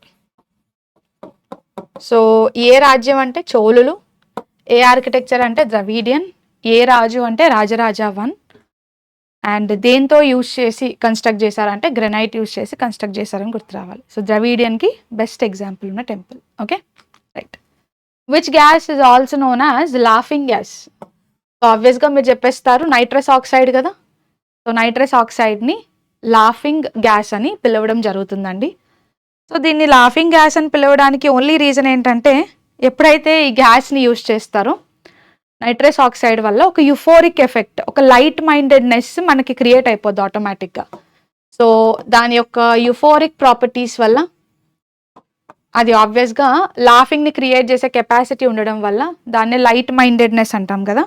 సో ఈ లైట్ హెడెడ్ ఎఫెక్ట్ని క్రియేట్ చేసే కెపాసిటీ ఉండడం వల్ల దీన్ని లాఫింగ్ గ్యాస్ అని చెప్పి మనం పిలవడం జరుగుతుందండి. సో అది మన నైట్రస్ ఆక్సైడ్కి ఉన్న ఒక స్పెషాలిటీ. అయితే నైట్రస్ ఆక్సైడ్ని ముందు నుంచి మనం లాఫింగ్ గ్యాస్ అనే పేరుతో పిలవట్లేదు, దీన్ని కాయిన్ చేశారండి. Okay, so Humphry Davy, okay, laughing gas అనే పదాన్ని ఎవరు కాయిన్ చేశారు? హంఫ్రీ డాఫీ అనే పర్సన్ దీన్ని కాయిన్ చేయడం జరిగిందండి. ఓకే ఓకే, సో మీరు ఎలా అయినా పలకండి, Humphry or Humphry something. So Humphry Davy అనే పర్సన్ 18th సెంచరీ అండి ఎండింగ్లో, 1799-98 ఆ టైంలో, 18th సెంచరీ టైంలో దీన్ని కాయిన్ చేశారనమాట, ఈ లాఫింగ్ గ్యాస్ అనే పదాన్ని. సో అప్పటి నుంచి నైట్రస్ ఆక్సైడ్నే మనం లాఫింగ్ గ్యాస్ అని చాలా ఎక్కువగా యూజ్ చేస్తూ ఉంటాం ఈ పదాన్ని. సో ఇది బాగా ఎక్కువ ఎక్కడ యూజ్ చేస్తారు? Anaesthetic, right? సో కాస్ట్ అమౌంట్స్లో నైట్రస్ ఆక్సైడ్ని ఎనాస్థెటిక్గా యూజ్ చేయొచ్చు. ఇదే నైట్రస్ ఆక్సైడ్ని సెడేటివ్స్గా యూజ్ చేస్తారండి. సెడేటివ్గా, మూడ్ ఎన్హాన్సర్స్గా కూడా కొన్ని ట్రీట్మెంట్స్ ఇచ్చినప్పుడు వీటిని మూడ్ ఎన్హాన్సర్స్గా కూడా యూజ్ చేస్తూ ఉంటారు. బట్ జనరల్గా మనం చూసేది ఎనాస్థీషియా దగ్గర. Okay, so that is special about మన లాఫింగ్ గ్యాస్ లేదా nitrous oxide. Okay, coming to remaining options. So carbon మొనాక్సైడ్ని సైలెంట్ కిల్లర్ అంటాం కదా. Carbon monoxide is also known as silent killer అండి. ఇక్కడ ఉన్న ఆప్షన్స్ అన్నీ ఇంపార్టెంట్ ఆప్షన్సే. Okay, like for example nitrogen ఉంది. సో నైట్రోజన్ని మనం ఎజోట్ అంటాము. Nitrogen is also known as azote. Oxygen ఉంది, ఆక్సిజన్ని ఎసిడిక్ అని పిలుస్తాము. కార్బన్ మొనాక్సైడ్నేమో సైలెంట్ కిల్లర్ అంటాము, also known as silent killer. So most ఇంపార్టెంట్గా అయితే 2 ఆప్షన్స్ చెప్పచ్చు మీరు, నైట్రస్ ఆక్సైడ్ చెప్పచ్చు, అలాగే కార్బన్ మొనాక్సైడ్ చెప్పచ్చు. సో ఎజోట్, నైట్రోజన్ ఎజోట్ అంటాం ఎందుకంటే ఇట్ ఈస్ లైఫ్లెస్. ఎజోట్ అంటే అర్థం ఏంటండి? లైఫ్లెస్. ఆక్సిజన్ ఎసిడిక్ ఎందుకంటామంటే it is an acid former కదా, oxygen helps as acid former కాబట్టి ఎసిడిక్ లేదా యాసిడ్ ఫార్మర్ అనొచ్చు. Silent killer. Okay, right. Consider the statements about Pradhan Mantri Dhan ధాన్య కృషి యోజన. స్కీమ్ ఏంటండి? ప్రధాన్ మంత్రి ధన్ ధాన్య కృషి యోజన, రైట్? ఇలా చూసినప్పుడు కూడా మీరు గుర్తుపట్టాలి స్కీమ్స్ని, ఇలా కూడా ఇస్తారు ఎగ్జామ్లో. సరే, so PMDDKY was launched in 2025-2026 budget. Is it correct? Yes, absolutely correct అండి. 2025-26 బడ్జెట్లో లాంచ్ చేశారు. The scheme targets 100 low productivity districts across India. కరెక్టా? ఎస్. ఈ స్కీమ్ స్పెషాలిటీ ఏంటంటే ఇండియాలో అన్ని ప్రాంతాల్లో అగ్రికల్చర్ బెస్ట్ పర్ఫామ్ చేయదు కదా, కొన్ని ప్రాంతాలు అండర్ పర్ఫార్మింగ్ ప్రాంతాలు ఉంటాయి. సో ఇండియాలో ఉన్న 100 అండర్ పర్ఫార్మింగ్ జిల్లాల్ని, ఏ డిస్ట్రిక్ట్స్ అయితే అగ్రికల్చర్లో అండర్ పర్ఫార్మింగ్గా ఉన్నాయో అలాంటి 100 అండర్ పర్ఫార్మింగ్ డిస్ట్రిక్ట్స్ని సెలెక్ట్ చేసుకొని ఇక్కడ ఫస్ట్ ప్రొడక్టివిటీ లెవెల్స్ని పెంచాలి. ఇక్కడ ఏం చేయాలండి? ప్రొడక్టివిటీ లెవెల్స్ని పెంచాలి. ఇలా చేయాలనే ఉద్దేశంతో ఈ స్కీమ్ని తీసుకొచ్చారు. సో 100 లో ప్రొడక్టివిటీ అనేది కరెక్టా అంటే ఎస్, కరెక్టే కదా. It provide 6,000 per year direct income support to farmers. అవునా? కాదు. మనకి బాగా తెలుసు ఫార్మర్స్కి డైరెక్ట్ ఇన్కమ్ సపోర్ట్ ఇచ్చే స్కీమ్ పిఎం కిసాన్, ప్రధాన్ మంత్రి కిసాన్ సమ్మాన్ నిధి. ఇదేం చేస్తుందంటే రైతులకి డైరెక్ట్గా ఇన్కమ్ ఇస్తుంది. ప్రతి సంవత్సరం 6,000 రూపాయలు 3 ఇన్స్టాల్మెంట్స్ చొప్పున ఇస్తుంది. సో ఈ ఫీచర్ అనేది కిసాన్కి సంబంధించింది, PMDDKYకి సంబంధించింది అయితే ఖచ్చితంగా కాదండి. సో థర్డ్ స్టేట్మెంట్ అయితే ఇన్కరెక్ట్ అని మీకు క్లియర్గా అర్థమైపోతుంది. సో ఇన్కరెక్ట్ కాబట్టి ఆన్సర్ ఏమైపోవాలి? ఆప్షన్ ఏ కదా. So A 1 and 2 is the correct answer. Coming to the scheme. So ఇది 2025లో తీసుకురావడం జరిగిందండి. ఎన్ని సంవత్సరాలకి? 6 years అండి. సో ప్రభుత్వం ఏం చేస్తుందంటే రాబోయే 6 ఏళ్లలో 100 మోస్ట్ అండర్ పర్ఫార్మింగ్ జిల్లాలు ఏవైతే ఉన్నాయో వాటిని నేను ట్రాన్స్ఫార్మ్ చేస్తానని చెప్పింది. 6 years అంటే ఈ స్కీమ్ యొక్క టైం లైన్ ఏంటి? 2025-26 ఫైనాన్షియల్ ఇయర్ నుంచి 2030-31 కల్లా డెవలప్ చేయాలి అగ్రికల్చర్ని. అది ఈ స్కీమ్ యొక్క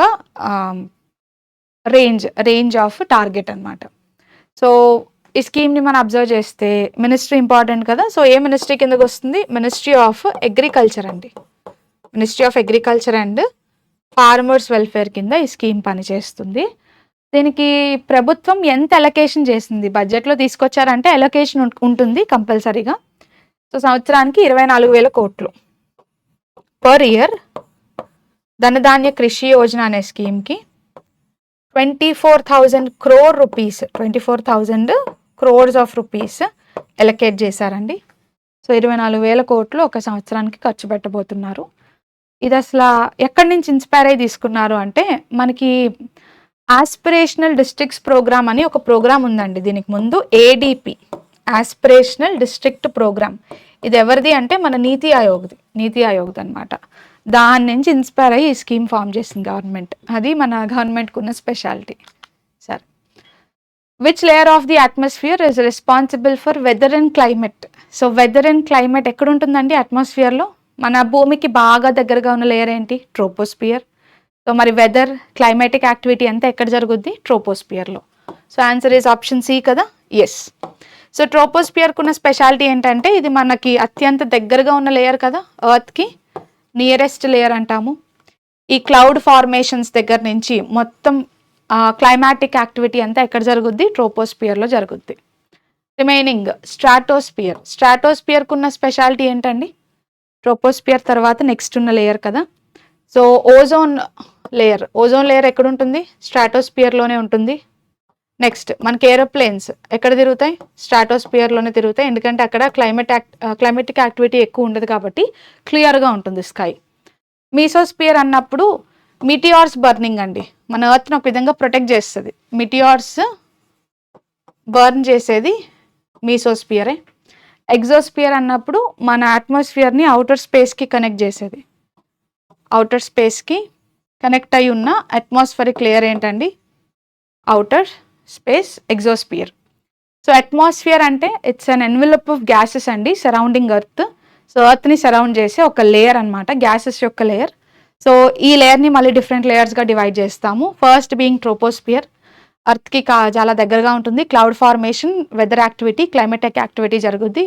second layer is stratosphere, air crafts తిరగడం, ఓజోన్ లేయర్ ఉండడం అంతా జరుగుద్ది. థర్డ్ లేయర్ ఇస్ మీసోస్పియర్ అండి, మీటియార్స్ బర్నింగ్ జరుగుద్ది. Fourth layer is troposphere. ఇక్కడ ట్రోపోస్పియర్ అంటున్నప్పుడు we are not talking about tropo, we are talking about thermosphere. ఏంటండి? థర్మోస్పియర్ కోసం మాట్లాడుతున్నాము, ట్రోపో కాదు. సో ఇక్కడే కదా మనకి అరోరాస్ ఫార్మేషన్ అవ్వడము, శాటిలైట్స్, అండ్ ఫైనలీ మన ఎగ్జోస్పియర్ అండి ఆబ్వియస్గా.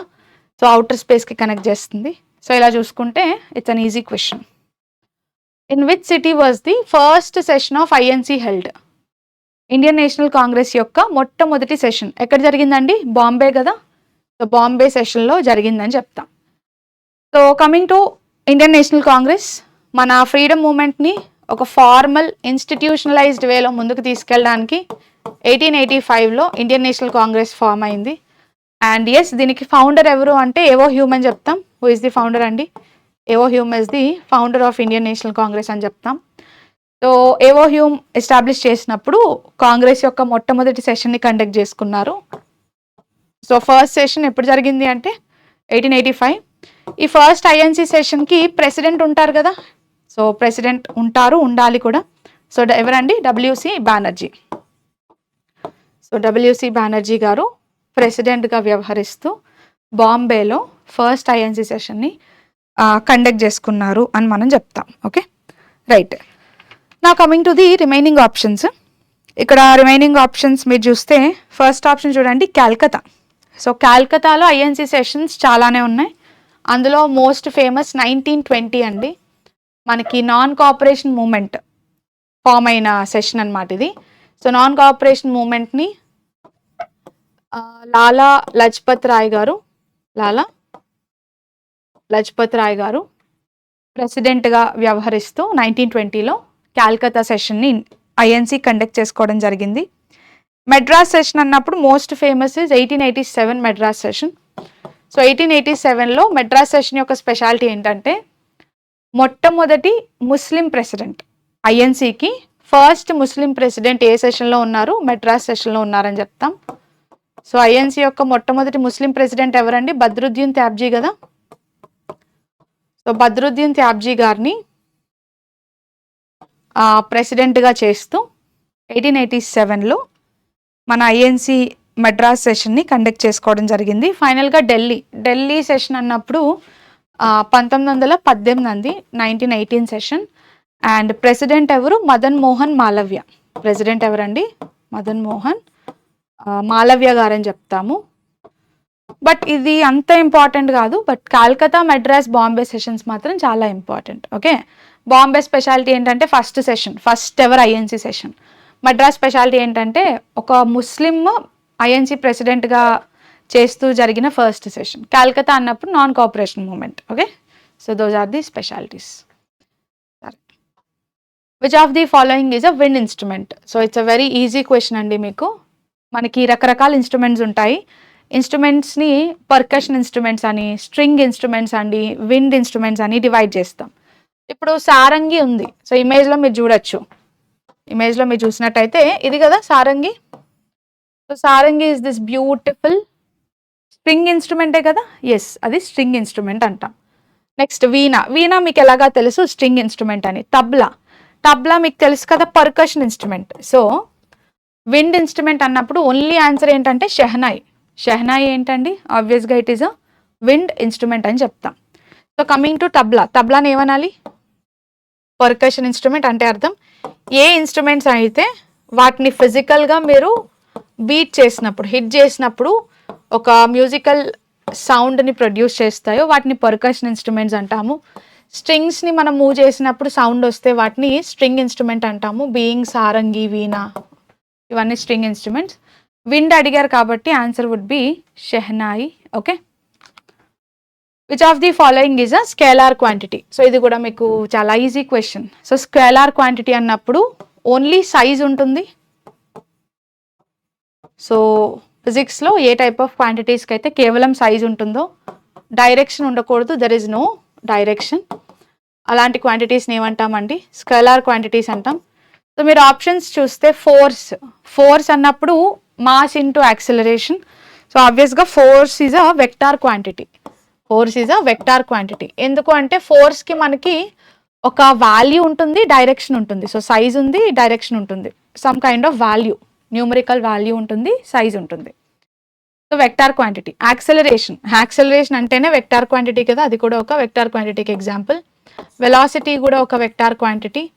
సో స్కేలార్ క్వాంటిటీ ఏంటి? Mass is a scalar quantity. Mass అన్నప్పుడు మనం కిలోగ్రామ్స్లో చెప్తాం కదా, ఇన్ని కేజెస్ ఆఫ్ వెయిట్, సో ఇంత కేజెస్ ఆఫ్ మాస్ అంటాం. సో ఇన్ని కేజెస్ ఆఫ్ మాస్ అంటున్నప్పుడు we are only speaking about size, లేదా we are only speaking about a numerical value, but we are not speaking about any direction. So మాస్కి direction ఉండదు కాబట్టి కేజీలు అంటాం, కానీ దానికి ఒక డైరెక్షన్ ఈస్ట్ వెస్ట్ అని చెప్పాం కాబట్టి ఆన్సర్ ఇస్ ఆప్షన్ డి అండి. It is a scalar. Consider the statements about money supply. So money supply కోసం స్టేట్మెంట్స్ ఇచ్చారు, కరెక్ట్ స్టేట్మెంట్ అడిగారు. సో మనీ సప్లై అంటే అర్థం ఏంటంటే మన ఎకానమీలో ఒక పాయింట్ ఆఫ్ టైంలో, అంటే ఈ రోజుకి ఈ టైంకి ఎంత మనీ ఎకానమీలో అవైలబుల్గా ఉంది, దాన్ని మనీ సప్లై అంటాం. ఈ మనీ సప్లైని క్యాలిక్యులేట్ చేయడానికి మనకు కొన్ని కాంపనెంట్స్ కావాలి, వాటినే మానిటరీ అగ్రిగేట్స్ అంటాం. సో మనీ సప్లై అనేది ఎకానమీలో ఉన్న టోటల్ మనీ అయితే దీన్ని క్యాలిక్యులేట్ చేయడానికి మనం యూజ్ చేసేది మానిటరీ అగ్రిగేట్స్ అండి. ఏం యూజ్ చేయాలి? మానిటరీ అగ్రిగేట్స్ని యూజ్ చేయాలి. సో ఈ మానిటరీ అగ్రిగేట్స్ కోసం మనకి స్టేట్మెంట్స్ ఇచ్చారు. ఓకే, చూద్దాం. So money supply refers to the total stock of money circulating in an economy at a given time. అవునా? అంతే కదా. అసలు మొత్తం ఎంత స్టాక్ ఆఫ్ మనీ ఈ పాయింట్ ఆఫ్ టైంలో ఉంది, ఎంత స్టాక్ ఆఫ్ మనీ సర్క్యులేషన్లో ఉంది అనేది మీరు చూస్తే దాన్ని మనీ సప్లై అనొచ్చా? ఎస్ అనొచ్చు. M1 includes currency with public, demand deposit and other liquid deposits. కరెక్టా? ఎస్. చాలాసార్లు మీకు చెప్పాను, M1 అన్నప్పుడు ఫస్ట్ మనకు గుర్తు రావాల్సింది ఏంటంటే చాలా ఎక్కువ లిక్విడిటీ ఉంది. ఎక్కువ లిక్విడిటీ ఉండడం అంటే అర్థం ఏంటి? మీకు బ్యాంక్లో కరెంట్ అకౌంట్ ఉందనుకోండి, కరెంట్ అకౌంట్ ఎలాంటిదంటే మీరు అడిగిన వెంటనే బ్యాంకర్ మీకు డబ్బులు ఇచ్చేయాలి. మీరు ఎప్పుడైతే విత్డ్రా చేస్తారో వెంటనే విత్డ్రా చేసి ఇచ్చేయాలి. అంతేగాని ఈ రోజు విత్డ్రా చేస్తానంటే ఎప్పుడో డబ్బులు ఇవ్వడం కాదు. సో డిమాండ్ డిపాజిట్ అంటే అర్థం ఏంటంటే ఏ డిపాజిట్స్ అయితే మీరు అడిగిన వెంటనే విత్డ్రా చేసి మీకు ఇచ్చేయాల్సి ఉంటుందో బ్యాంకర్, వాటిని డిమాండ్ డిపాజిట్స్ అంటాం. దానికి one of the best example current account, savings account. Savings అకౌంట్లో కూడా ఏం చేస్తాం, వెళ్ళి విత్డ్రా చేసుకోవాలనుకుంటే వెంటనే మన డబ్బులు మనకి ఇవ్వాల్సి ఉంటుంది. అదే ఫిక్స్డ్ డిపాజిట్ ఉందనుకోండి, మీరు వెళ్ళి అడిగిన వెంటనే విత్డ్రా చేయరు. మీరు ఫిక్స్డ్ డిపాజిట్ వన్స్ చేశారంటే మనీని, దాన్ని మీరు ఎప్పుడైతే మెచ్యూరిటీ డేట్ అని చెప్తారో ఆ రోజే ఇస్తారు, కానీ అడిగిన వెంటనే ఇచ్చే ఆబ్లిగేషన్ బ్యాంకర్కి ఉండదు. సో ఏ డిపాజిట్స్ అయితే సర్టెన్ టైం కంప్లీట్ అయ్యాక విత్డ్రా చేసుకోవాలో వాటిని టర్మ్ డిపాజిట్స్ లేదా టైమ్ డిపాజిట్స్ అంటాం. ఏమంటామండి, టర్మ్ లేదా టైమ్ డిపాజిట్స్. దీనికి ఎగ్జాంపుల్ అన్నప్పుడు రికరింగ్ డిపాజిట్ అకౌంట్, అలాగే ఎఫ్డి ఫిక్స్డ్ డిపాజిట్ అకౌంట్ అంటాం. So they are term deposits. So certain time ఉంటుంది వాటికి, బ్యాంకర్కి టైం దొరుకుద్ది, మీరు కూడా అడిగిన వెంటనే విత్డ్రా చేయడానికి అవ్వదు. కానీ డిమాండ్ డిపాజిట్స్ ఎలాంటివి, మీరు అడిగిన వెంటనే విత్డ్రా చేయాలి. Example savings and current account. ఇప్పుడు చూడండి M1లో ఏముంటాయి, M1లో ఎప్పుడు కూడా ఫాస్ట్గా క్యాష్ రూపంలో వచ్చేవి. ఫాస్ట్గా క్యాష్ రూపంలో రావడం అంటే కరెన్సీ అనొచ్చా? ఎస్, పబ్లిక్ దగ్గర కరెన్సీ ఉంది అంటే లిక్విడిటీ, మీరు ఈజీగా దాన్ని తీసుకెళ్ళి ఖర్చు పెట్టచ్చు. డిమాండ్ డిపాజిట్స్ కూడా ఈజీగా మీరు ఖర్చు పెట్టగలరు, వెంటనే విత్డ్రా చేసి ఖర్చు పెట్టుకోవచ్చు. అదర్ లిక్విడ్ డిపాజిట్స్ అంటే ఏ డిపాజిట్స్ అయితే చాలా ఈజీగా క్యాష్ రూపంలో కన్వర్ట్ చేయబడతాయో, ఏ డిపాజిట్స్ని అయితే వెంటనే విత్డ్రా చేసుకొని ఖర్చు పెట్టుకోవచ్చో, ఏ మనీ అయితే పబ్లిక్ దగ్గర ఉందో దాన్ని M1 అనాలి. సో M1ని మీరు జనరల్గా ఎలా రాయచ్చు అంటే M1 is equal to currency with the public, demand deposits plus other deposits, demand deposit plus other deposits. So M1 is the most liquid form of money. M1 ఏమనాలండి, most liquid form of money, అంతే కదా. Public దగ్గర డైరెక్ట్గా currency ఉందంటేనే అర్థం దాన్ని ఖర్చు పెట్టడానికి చాలా ఎక్కువ ప్రాబబిలిటీ ఉందని అర్థం. ఓకే, నెక్స్ట్ స్టేట్మెంట్ 3 చూడండి. M3 includes M1 plus time deposits, అంతే కదా. ఇంకేం మిగిలింది, M1లో ఆల్రెడీ మీ దగ్గర ఉన్న మనీ ఉంది, అంటే కరెన్సీ రూపంలో ఉన్న మనీ ఉంది. బ్యాంక్లో మీరు చేసిన savings deposits, current account deposits ఉన్నాయి. ఏవైతే RBI దగ్గర కొన్ని డిపాజిట్స్ ఉన్నాయో అవన్నీ ఉన్నాయి. ఇప్పుడు ఈ M1కి ఇంకా కాస్త మనీ యాడ్ చేయాలి. ఏ మనీ మిగిలిపోయింది, ఏది కవర్ అవ్వలేదు M1లో, బ్యాంక్కి సంబంధించి ఆలోచిస్తే బ్యాంక్లో ఉన్న recurring deposits, fixed deposits accounts cover అవ్వలేదు. సో మిగిలిపోయింది టైమ్ డిపాజిట్సే కదా. సో M1కి టైమ్ డిపాజిట్స్ యాడ్ చేస్తే ఇంకా కాస్త ఎక్కువ అమౌంట్ ఆఫ్ మనీ తెలుస్తుందా, తెలుస్తుంది. దాన్ని ఏమనాలి, M3. సో M3లో M1 ఉంటుంది, ఖచ్చితంగా M1లో ఉన్నవన్నీ M3లో ఉంటాయి. దానికి ఎక్స్ట్రాగా ఏం యాడ్ అవుతుంది, టర్మ్ డిపాజిట్స్, పబ్లిక్ దగ్గర బ్యాంకుల్లో ఉన్న టర్మ్ డిపాజిట్స్ యాడ్ అవుతుంది. సో అది M3. It is absolutely correct అండి, కరెక్ట్ ఇచ్చారు. సో M3 ఎలా రాస్తారంటే M3 is equal to M1 plus term deposits. M3 is equal to M1 plus term deposits. So it is absolutely correct. So 3 statements కరెక్టే కాబట్టి answer ఏంటి, option D 1, 2 and 3. M3కి ఉన్న speciality ఏంటంటే liquidity తక్కువ ఉంటుంది. Liquidity ఎప్పుడు తక్కువ ఉంటుంది, ఏదైనా వెంటనే విత్డ్రా చేయలేమనుకోండి, వెంటనే క్యాష్లోకి కన్వర్ట్ చేయలేం. వెంటనే క్యాష్లో కన్వర్ట్ చేయకపోతే దాన్ని ఏమనాలి, లిక్విడిటీ తక్కువ ఉంది అనాలి. సో ఎక్కువ అమౌంట్ ఆఫ్ మనీ ఎందులో ఉంటుంది, M3లో ఉంటుంది. తక్కువ అమౌంట్ ఆఫ్ మనీ ఎందులో ఉంటుంది, M1లో ఉంటుంది. సో అమౌంట్ ఆఫ్ మనీ పరంగా చూస్తే M1 అనేది ఓన్లీ లిక్విడ్ ఫార్మ్ ఆఫ్ మనీనే కవర్ చేస్తుంది, మోస్ట్ లిక్విడ్ ఫార్మ్ ఆఫ్ మనీని, అందుకని M1ని నారో మనీ అనాలి. M3 అనేది అన్ని రకాల మనీస్ని కవర్ చేస్తుంది, లిక్విడ్ ఫామ్ ఉంది, టైమ్ డిపాజిట్స్ కూడా ఉన్నాయి కాబట్టి M3ని బ్రాడ్ మనీ అనొచ్చా, కాస్త ఎక్కువ మనీ ఉంది కాబట్టి ఏమనొచ్చు, M3ని బ్రాడ్ మనీ అనొచ్చు. బ్రాడ్ మనీలో టర్మ్ డిపాజిట్స్ ఉన్నాయి అంటే లిక్విడిటీ లీస్ట్ ఉంటుందా, yes. So least liquid form of money. Okay, so మీకు ఈ మానిటరీ అగ్రిగేట్స్ ఎకానమీ సిరీస్ అని ఉంటుందండి మన యూట్యూబ్ ఛానల్లోనే. మన స్టూడెంట్స్కి అయితే క్లారిటీ ఉంటుంది, బట్ మీకు ఎవరికైనా గుర్తు లేదనుకున్నా, లేదా కొత్త వాళ్ళు ఎవరైనా నాన్ ECP స్టూడెంట్స్ చూస్తున్నా, ఎకానమీ సిరీస్ అని ఉంటుంది. అందులో మీకు RBI మానిటరీ పాలసీ ఆ పర్టికులర్ యూనిట్లో ఈ కాన్సెప్ట్ క్లియర్గా ఎక్స్ప్లెయిన్ చేయడం జరిగిందండి. M1, M2, M3, M4 అని 4 ఉంటాయి. ఒకసారి మళ్ళీ అది చూడండి, మీకు క్లారిటీ వస్తుంది. Okay, right. ఇక్కడైతే 3 కరెక్టేనండి. So answer is option D. ఈ మానిటరీ అగ్రిగేట్స్లో ఒకప్పుడు పోస్ట్ ఆఫీస్ డిపాజిట్లు కూడా ఉండేవి, కానీ 1998లో వైవి రెడ్డి కమిటీ వేశారు.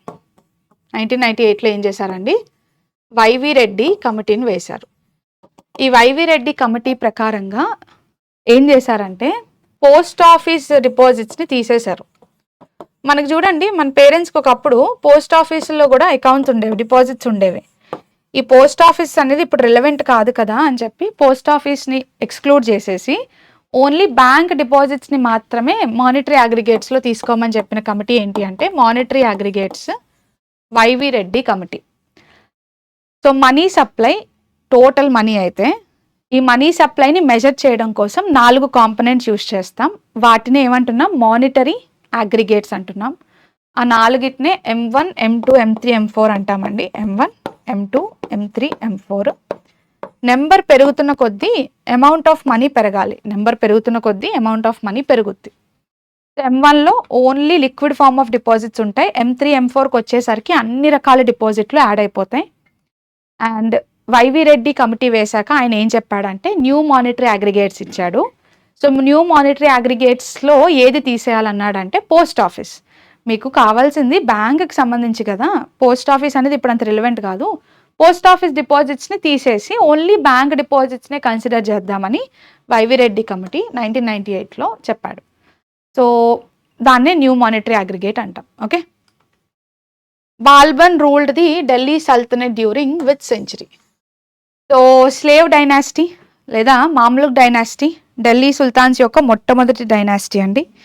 సో ఇందులో బాల్బన్ ఏ టైంలో రూల్ చేశారంటాం.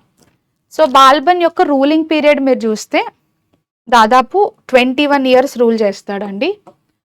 1266 AD నుంచి 1287 AD వరకు బాల్బన్ రూల్ చేశాడు, విచ్ మీన్స్ 13వ శతాబ్దం, రైట్? సో 1201 నుంచి 1299 వరకు 13th century అంటామండి. సో ఆన్సర్ ఏంటి, option C, 13th century. So 1266 నుంచి 1287 వరకు బాల్బన్ రూల్ చేశాడు. So Balban belongs to slave dynasty. దాన్నే ఢిల్లీ సుల్తాన్స్ యొక్క ఫస్ట్ డైనాసిటీ అంటాము, మామ్లుక్ డైనాసిటీ అని పిలుస్తాము. బాల్బన్ చాలా విషయాలే చేశాడండి. అందులో ఫస్ట్ ఏంటంటే ఈ బాల్బన్ యాక్చువల్గా ఒక స్లేవ్ కదా. సో ఈయన పొజిషన్కి భంగం కలగకూడదు అంటే పవర్ని బాగా తీసేసుకోవాలి, అంటే సెంట్రలైజ్ చేసేయాలి. పవర్ని డిస్ట్రిబ్యూట్ చేస్తే ఏమవుతుంది, మెయిన్ హెడ్ యొక్క పవర్ తగ్గిపోతూ వస్తుంది. అదే పవర్ని ఒక్కడే కంట్రోల్ చేశాడు అనుకోండి, అది వర్కౌట్ అయ్యే వరకు ఆయన చేతిలోనే ఉంటుంది కదా. సో అందుకని బాల్బన్ ఏం చేశాడు, హై సెంట్రలైజేషన్ చేశాడు, పవర్ని విపరీతంగా సెంట్రలైజ్ చేసి పెట్టుకున్నాడు. సెంట్రలైజ్ చేయడానికి బెస్ట్ ఎగ్జాంపుల్ ఏంటంటే మనకి ఇల్తుత్మిష్ ఉన్నప్పుడు చహల్గానీ సిస్టమ్ వచ్చింది కదా. ఈ చహల్గానీ సిస్టమ్ని చాలా బాగా సప్రెస్ చేశాడు, చహల్గానీ సిస్టమ్ని ఎండ్ చేశాడు లేదా చహల్గానీ సిస్టమ్ని సప్రెస్ చేశాడని చెప్తాం. ఎందుకంటే ఆ చహల్గానీస్ని ఒక థ్రెట్ లాగా చూశాడు. అందుకని ఈ సిస్టమ్ని బ్రేక్ చేయడం అనేది మన బాల్బన్ యొక్క మెయిన్ ఎజెండా. బాల్బన్ ఎంత సెంట్రలైజ్ చేశాడంటే ఈయన కంప్లీట్గా బిలీవ్ చేసింది blood and iron policy. Balban policy ఏమని చెప్తామండి, బ్లడ్ అండ్ ఐరన్ పాలసీ అని చెప్తాం. ఈయన మొత్తం బిలీవ్ చేసింది కాంక్వెస్ట్, ఎంత వీలైతే అంత రాజ్యాన్ని కంట్రోల్ చేయాలి, యుద్ధాలు చేయాలి, ఆయన చేతిలో పెట్టుకోవాలి, మొత్తం పవర్స్ అన్ని తీసేసుకొని ఆయన దగ్గర పెట్టేసుకోవాలి. So that's why it is known as blood and iron policy. So ఇది బాల్బన్ యొక్క పాలసీ అండి. ఇది కాకుండా బాల్బన్ సిజ్దా అలాగే పాయ్బోస్ అనే సిస్టమ్స్ని తీసుకొచ్చాడు. ఏమి ఇంట్రడ్యూస్ చేశాడండి, సిజ్దా అలాగే పాయ్బోస్. సో ఈయన ఏంటంటే ఈయన చాలా పవర్ఫుల్ అని చూపించాలి కదా అందరికీను, అందుకని ఈయన ఈ 2 రెస్ట్రిక్షన్స్ తీసుకొచ్చాడు, సిజ్దా అండ్ పాయ్బోస్. సో సిజ్దాలో ఏం చేయాలి, సో వెరీ సింపుల్ అనమాట. వీళ్ళు మనం సాష్టాంగ నమస్కారాలు చేస్తాం కదా, అలాగా సాష్టాంగ నమస్కారాలు చేయడం, అలాగే ఎంపరర్ ఈ బాల్బన్ ఎవరైతే ఉన్నారో ఆ బాల్బన్ ఫీట్ని కిస్ చేయాలన్నమాట. సో ఈ 2 తీసుకొచ్చిన పర్సన్ కూడా బాల్బన్ అని చెప్తాం. ఇది ఒక ఇంపార్టెంట్ పాయింట్. సో బాల్బన్కి రిలేటెడ్గా ఇంకా ఇంపార్టెంట్గా చెప్పాలి అంటే we can also take spy system అండి. స్పై సిస్టమ్ని కూడా బాల్బన్ తీసుకొచ్చాడు. ఇదేంటంటే రాజ్యంలో ఎక్కడేం జరిగిపోతుందో, ఈయనకి అగెయిన్స్ట్గా ఎవరే కాన్స్పిరసీ చేస్తున్నారో, ఎవరే కుట్రలు చేసేస్తున్నారో తెలుసుకోవడానికి బరీద్ సిస్టమ్, బరీద్ అంటే స్పైస్ అనమాట. సో ఈ బరీద్ సిస్టమ్ని తీసుకొచ్చాడు. ఈయన ఎంతలాగా పవర్ని డిక్టేట్ చేశాడంటే ఈయన షాడో ఆఫ్ గాడ్ అని చెప్పుకున్నాడు. మనకి పొలిటికల్ సైన్స్లో మీరు చూస్తే థియరీ ఆఫ్ డివైన్ కింగ్షిప్ అని ఉంటుంది. అంటే రాజు ఎవరో కాదు, స్వయంగా దేవుడు పంపించిన ఒక దూత అని టైప్ ఆఫ్ బిలీవ్స్ ఉంటాయి కొన్ని. సో అలాగా బాల్బన్ కూడా ఏం చెప్పాడంటే అతను జిల్లే ఇలాహి అని చెప్పుకున్నాడు. జిల్లే ఇలాహి. సో జిల్లే ఇలాహి అంటే అర్థం ఏంటండి? Shadow of God. సో స్వయంగా గాడ్ ఆయన పంపిస్తే ఆయన పరిపాలిస్తున్నాడు అనేది బాల్బన్ చెప్పుకున్న విషయం. సరే, ఇవి బాల్బన్కి సంబంధించిన పాయింట్స్ అండి, అన్నీ గుర్తుండాలి మీకు. Okay, so which of the following does article 315 provide for? కాన్స్టిట్యూషన్లో ఆర్టికల్ 315 అండి. సో ఏం చెప్తుంది? పబ్లిక్ సర్వీస్ కమిషన్ ఎస్టాబ్లిష్ చేయండి, రిక్రూట్ చేసుకోండి ఎంప్లాయీస్ని అని చెప్తుంది. సో పబ్లిక్ సర్వీస్ కమిషన్ని యూనియన్కి అయితే యూపీఎస్సి అంటాము, స్టేట్కి అయితే ఎస్పీఎస్సి అంటాము. సో ఏ రాష్ట్రానికి ఆ రాష్ట్రానికి ఒక పబ్లిక్ సర్వీస్ కమిషన్ ఉండాలి, మొత్తం ఇండియాకి యూనియన్ పబ్లిక్ సర్వీస్ కమిషన్ ఉండాలి, ఇలా చెప్పే ఆర్టికల్ 315. సో ఆర్టికల్ 315 ఏ పార్ట్లో వస్తుందండి? Part 14. Part 14 talks about article 315. Remaining options చూద్దాం. Establishment of election commission. Election commission establish చేయమని చెప్పే ఆర్టికల్ ఏంటండి? 324. Directive principles of state policy అన్నప్పుడు 36 నుంచి 51 వరకు directive principles of state policy. Fundamental duties అన్నప్పుడు ఆర్టికల్ 51A క్లాజ్ ఏ నుంచి article 51A clause K వరకు. సింపుల్గా 51A talks about fundamental duties. ఇలా చూసుకుంటే 315 ఎస్, పబ్లిక్ సర్వీస్ కమిషన్ మీరు ఈజీగా ఆన్సర్ చేయొచ్చు. Harimau Shakti is a joint military exercise between India and Malaysia. అవును, ఇండియా మలేషియా కలిసి చాలా ఫేమస్ బైలేటరల్ మిలిటరీ ఎక్సర్సైజ్ జరుపుకుంటున్నాయండి. దాన్నే మన హరిమావు శక్తి అని పిలుస్తాము. సో ఇది అసలు ఏ టైప్ ఆఫ్ ఎక్సర్సైజ్ అంటే నేవీయా, ఎయిర్ ఫోర్సా లేదా ఆర్మీయా అని చెప్పి మనకు అడుగుతున్నారు. సో మనకి బాగా తెలుసు ఇది ఒక ఆర్మీ ఎక్సర్సైజ్ అండి. ఇండియన్ ఆర్మీ అలాగే మలేషియన్ ఆర్మీ కలిసి హరిమావు శక్తి అనే ఎక్సర్సైజ్ని జరుపుకుంటున్నాయి. సో ఈ ఎక్సర్సైజ్ ఆర్మీ వాళ్ళు అసలు ఎప్పుడు స్టార్ట్ చేశారు? ముందు నుంచి ఉందా అంటే లేదండి, 2012లో స్టార్ట్ అయింది. సో 2012లో ఫస్ట్ ఎడిషన్ ఆఫ్ హరిమావు శక్తి జరిగింది. ఇండియా మలేషియన్ ఆర్మీస్ కలిసి. ఎక్కడ జరిగింది? కువాలాలంపూర్లో జరిగింది. ఎక్కడ జరిగిందండి ఫస్ట్ ఎడిషన్? కువాలాలంపూర్, మలేషియాలో జరిగింది. ఇంకా ఇయర్ జరగడానికి టైం ఉంది, బట్ లాస్ట్ ఇయర్ అయితే జరిగి ఉంటుంది కదా. రీసెంట్ ఎడిషన్ 2025లో జరిగిందండి.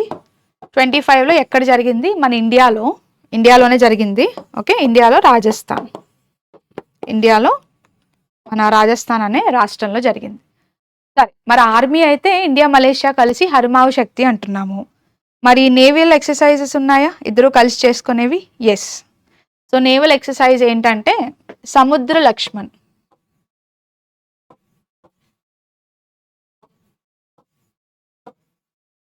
సముద్ర లక్ష్మణ్ అనేది same India Malaysia naval forces యొక్క ఎక్సర్సైజ్. నేవీ వాళ్ళకి ఎలా అయితే ఎక్సర్సైజ్ ఉందో ఆర్మీ వాళ్ళకి ఎలా అయితే ఉందో ఎయిర్ ఫోర్స్కి ఉందో, yes. Indian air force Malaysian air force కలిసి నేవీ వాళ్ళు సముద్ర లక్ష్మణ్ జరుపుకుంటున్నట్టే ఎయిర్ ఫోర్స్ వాళ్ళు ఉదార శక్తి అనే ఎక్సర్సైజ్ జరుపుకుంటున్నారు. ఎక్సర్సైజ్ ఏంటి? ఉదార శక్తి. ఓకే, గుర్తుండాలి, Udara Shakti. Clear? So question is clear కాబట్టి మనకి ఆర్మీ అని అర్థమైంది. Okay, right. 3 ఉన్నాయి, గుర్తుపెట్టేసుకోండి. Dash is defined as the study of behaviour of individual decision making units such as consumers, resource owners and firms. So టోటల్లో ఒక ఇండివిజువల్ యూనిట్ని కానీ, ఒక ఇండివిజువల్ డెసిషన్ మేకింగ్ కన్స్యూమర్ని కానీ, ఒక ఇండస్ట్రీని కానీ స్టడీ చేస్తే ఆ స్టడీని ఏమంటాము? మైక్రో కదా. ఎప్పుడైనా మొత్తం ఇండియన్ ఎకానమీ ఉంది, ఇండియన్ ఎకానమీలో ఓన్లీ రిలయన్స్ ఫర్మ్ కోసం స్టడీ చేస్తే అది సింగిల్ ఇండస్ట్రీని స్టడీ చేయడం. So that is micro economics. ఒక పర్టికులర్ టైప్ ఆఫ్ కన్జ్యూమర్ని స్టడీ చేస్తే మైక్రో ఎకనామిక్స్. సో ఎప్పుడైతే ఫోకస్ అనేది ఒక ఇండివిజువల్ యూనిట్ మీదకి వెళ్తుందో అక్కడ దాన్ని ఏమనాలండి? మైక్రో ఎకనామిక్స్ అనాలి. సో మైక్రో ఎకనామిక్స్ స్టడీ చేయడానికి రీజన్ ఏంటంటే ధరలు ఎలా ఫిక్స్ చేస్తున్నారో తెలియాలి అంటే మైక్రో ఎకనామిక్స్ చాలా బాగా హెల్ప్ చేస్తుంది. మీకు నేషనల్ ఇన్కమ్ ఎంత ఉందో తెలియాలనుకోండి, మ్యాక్రో ఎకనామిక్స్ హెల్ప్ చేస్తుంది. ఇండియా ఉంది, ఇండియా యొక్క నేషనల్ ఇన్కమ్ ఎంత తెలియాలి, అలా స్టడీ చేస్తే దాన్ని ఏమనాలి, మ్యాక్రో ఎకనామిక్స్ అనాలి. ఇండియా ఉంది, ఇండియా జీడిపి ఎంతో తెలియాలి, దాన్ని ఏమనాలి, మ్యాక్రో ఎకనామిక్స్ అనాలి. ఇండియా యొక్క జిఎన్పి ఎంతో తెలియాలి, దాన్ని ఏమనొచ్చు, మ్యాక్రో ఎకనామిక్స్ అనొచ్చు. ఇండియాలో అన్ఎంప్లాయ్మెంట్ రేట్ ఎంత ఉంది, ఇండియాలో అన్ఎంప్లాయ్మెంట్ రేట్ ఎంత ఉంది, ఇది తెలియాలి అంటే దాన్ని మ్యాక్రో ఎకనామిక్స్ అంటాం. సో మ్యాక్రో ఎకనామిక్స్లో యాజ్ అ హోల్ మొత్తం ఎకానమీని మీరు స్టడీ చేస్తున్నారు, టోటల్ ఇండియన్ ఎకానమీలో ఉన్న అగ్రిగేట్ డిమాండ్ అంటే టోటల్ డిమాండ్, ఇండియన్ ఎకానమీలో ఉన్న అగ్రిగేట్ సప్లై అంటే టోటల్ సప్లై. ఇలా మీరు ఎప్పుడైతే స్టడీ చేస్తారో దాన్ని మ్యాక్రో అంటాం. కానీ ఎప్పుడైతే ఇండివిజువల్ యూనిట్ని స్టడీ చేస్తారో, ఎందుకు చేస్తున్నారంటే రీజన్, దానికి మెయిన్ రీజన్ ఏంటంటే ప్రైస్ ఎలా ఫిక్స్ చేస్తున్నారో తెలుసుకోవడం కోసం. ఒక ఇండస్ట్రీ అసలు ఆ ధరను ఎలా ఫిక్స్ చేస్తుంది, ఈ డౌట్ మీకు ఉందనుకోండి, మీరు మైక్రో ఎకనామిక్స్ చదవాలి. సో అందుకనే micro economics is also known as price theory. ఏమనొచ్చండి, ప్రైజ్ థియరీ అని పిలుస్తాం. ఓకే, సో ధర ఫిక్స్ చేస్తున్నప్పుడు చాలా ఇంపార్టెంట్ రోల్ ప్లే చేస్తుంది. మ్యాక్రో ఎకనామిక్స్ని ఏమనాలి, మ్యాక్రో ఎకనామిక్స్ని ఇన్కమ్ అండ్ ఎంప్లాయ్మెంట్ థియరీ అంటాం. ఏమంటాం, ఇన్కమ్ అండ్ ఎంప్లాయ్మెంట్ థియరీ.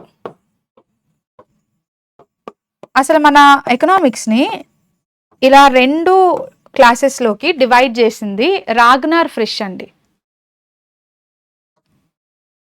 ఎకనామిక్స్ని 2 క్లాసెస్లోకి ఎవరు డివైడ్ చేశారు, రాగ్నార్ ఫ్రిష్. సో రాగ్నార్ ఫ్రిష్ అనే ఎకానమిస్ట్ అండి, ఈయన ఏం చేస్తాడంటే, ఎకనామిక్స్లో మనం హౌస్ హోల్డ్ మేనేజ్మెంట్ స్టడీ చేస్తున్నాం, కానీ కొన్నిసార్లు మొత్తం దేశాన్ని స్టడీ చేస్తున్నాం, కొన్నిసార్లు ఒక ఇండస్ట్రీని కానీ ఒక సంస్థని కానీ స్టడీ చేస్తున్నాం. మరి అలాంటప్పుడు 2 డివిజన్స్ ఉన్నాయి కదా అని ఈ పదాల్ని, మైక్రో అనే పదాన్ని, ఓకే, మ్యాక్రో అనే పదాన్ని కాయిన్ చేసింది ఎవరు అన్నప్పుడు ఆన్సర్ ఏమవ్వాలండి, రాగ్నార్ ఫ్రిష్ కాయిన్ చేశాడు. ఓకే, కాయిన్ చేసింది ఆయనే, కానీ మైక్రో ఎకనామిక్స్లో ఈ ప్రైస్ థియరీలో ఇంపార్టెంట్ రోల్ ప్లే చేసింది మాత్రం 2 ఎకానమిస్టులు అండి. సో ఫాదర్ ఆఫ్ ఎకనామిక్స్ అంటే మీరు ఆడమ్ స్మిత్ అని ఎలా అయితే చెప్తారో, ఫాదర్ ఆఫ్ మైక్రో ఎకనామిక్స్ అన్నప్పుడు ఇద్దరు గుర్తు రావాలి. ఒకరేమో మన ఆడమ్ స్మిత్, ఇంకొకరేమో మార్షల్. ఆడమ్ స్మిత్ ఒకరు, ఆల్ఫ్రెడ్ మార్షల్ ఒకరు. ఫాదర్ ఆఫ్ మైక్రో ఎకనామిక్స్ అంటాం. మ్యాక్రో ఎకనామిక్స్కి ఫాదర్ ఎవరు అంటే జేఎం కీన్స్ అండి, జాన్ మైనార్డ్ కీన్స్. ఎవరు గుర్తు రావాలి, జాన్ మైనార్డ్ కీన్స్ గుర్తు రావాలి. Okay, so depending upon the question ఎవరు కాయిన్ చేశారని అని అడిగుంటే రాగ్నార్ ఫ్రిష్ ఆన్సర్ అయ్యేది. బట్ ఇక్కడ మనకి క్లియర్గా సింగిల్ యూనిట్ని స్టడీ చేస్తే ఏమనాలన్నారు కాబట్టి micro economics is the answer. Okay, The Big Dipper is an asterism formed by the 7 brightest stars in the constellation Dash. So Big Dipper అనే asterism ఏ constellation లోకి వస్తుంది, ఏ కాన్స్టలేషన్ లోకి వస్తుందండి, ఉర్సా మేజర్ అనే కాన్స్టలేషన్. ఆన్సర్ ఏంటండి, option A, Ursa major. ఇక్కడ ఇమేజ్లో మీరు చూడొచ్చు. సో ఈ ఆల్కైడ్, ఓకే, మిజార్, ఎలోత్, మేగ్రెజ్, డూబే, మేరక్, అలాగే ఫేక్డా. సో ఈ 7 స్టార్స్ అండి, ఇక్కడ ఎన్ని ఉన్నాయి మీరు చూస్తే మొత్తం 7 నక్షత్రాలు ఉన్నాయి. ఈ 7 బ్రైటెస్ట్ నక్షత్రాలు కలిసి ఒక షేప్ని ఫామ్ చేస్తున్నాయి కదా. మీకు ఇక్కడ ఒక షేప్ అనేది కనిపిస్తుంది, దీన్నే ఆస్టరిజం అంటాం. ఏమంటామండి, దీన్ని ఆస్టరిజం అని పిలుస్తాం. సో ఆస్టరిజం అంటే మీనింగ్ ఏంటంటే అదొక సింపుల్ రికగ్నైజ్ చేయగలిగే నక్షత్రాల యొక్క ప్యాటర్న్. సో స్టార్స్ యొక్క ప్యాటర్న్ని మనం ఏమని పిలవాలండి, ఆస్టరిజం అని పిలుస్తాం. అయితే క్వశ్చన్లో మనకి 2 పదాలు యూజ్ చేశారు కదా, the big dipper is an asterism అంటున్నారు, దీన్ని బిగ్ డిప్పర్ అంటాం. ఇక్కడ మీరు ఇమేజ్లో చూసిన ఆస్టరిజంని ఏమనాలి, బిగ్ డిప్పర్ అనాలి. సో ఈ రికగ్నైజబుల్ స్టార్ ప్యాటర్న్ని బిగ్ డిప్పర్ అని అంటున్నారు కదా, ఇది అసలు ఏ కాన్స్టలేషన్లో భాగం అని అడిగారు. ఇది ఉర్సా మేజర్ అనే కాన్స్టలేషన్లో భాగం. సో ఇప్పుడు మీకు తెలియాల్సింది ఏంటంటే కాన్స్టలేషన్కి ఆస్టరిజంకి డిఫరెన్స్ ఏంటి. సో మనం రికగ్నైజ్ చేయగలిగే స్టార్ ప్యాటర్న్ని, సింపుల్గా ఒక ప్యాటర్న్ని మీకు ఐడెంటిఫై చేయగలిగితే దాన్ని ఆస్టరిజం అనాలి. ఈ ప్యాటర్న్ అనేది ఏ ఫార్మల్ ఏ ఫార్మల్ షేప్లో భాగమో దాన్ని కాన్స్టలేషన్ అంటాం. సో సింపుల్గా చెప్పాలంటే మనకి ఇంటర్నేషనల్ ఆస్ట్రనామికల్ యూనియన్ ఉంటుందండి, IAU అనే సంస్థ. ఇంటర్నేషనల్ ఆస్ట్రనామికల్ యూనియన్ అనేది ఒకవేళ ఫార్మల్గా రికగ్నైజ్ చేయకపోతే ఆ ఇన్ఫార్మల్గా ఉన్న నక్షత్రాల యొక్క ప్యాటర్న్ని ఆస్టరిజం అనాలి. ఒకవేళ ఇంటర్నేషనల్ ఆస్ట్రానమికల్ యూనియన్ అనేది ఫార్మల్గా వాటిని రికగ్నైజ్ చేస్తే ఆ ఫార్మల్గా రికగ్నైజ్ చేసిన షేప్ని కాన్స్టలేషన్ అనాలి. సో కాన్స్టలేషన్ అనేది ఒక మేజర్, ఒక పెద్ద పదం అన్నమాట. సో ఇదేంటంటే ఫార్మల్గా రికగ్నైజ్ చేయబడింది, అందుకని దీనికి కాన్స్టలేషన్ అనొచ్చు. ఈ కాన్స్టలేషన్లో రకరకాల ప్యాటర్న్స్ ఉంటాయి కదా, అందులో ఒక ప్యాటర్న్ని ఆస్టరిజం అంటాం.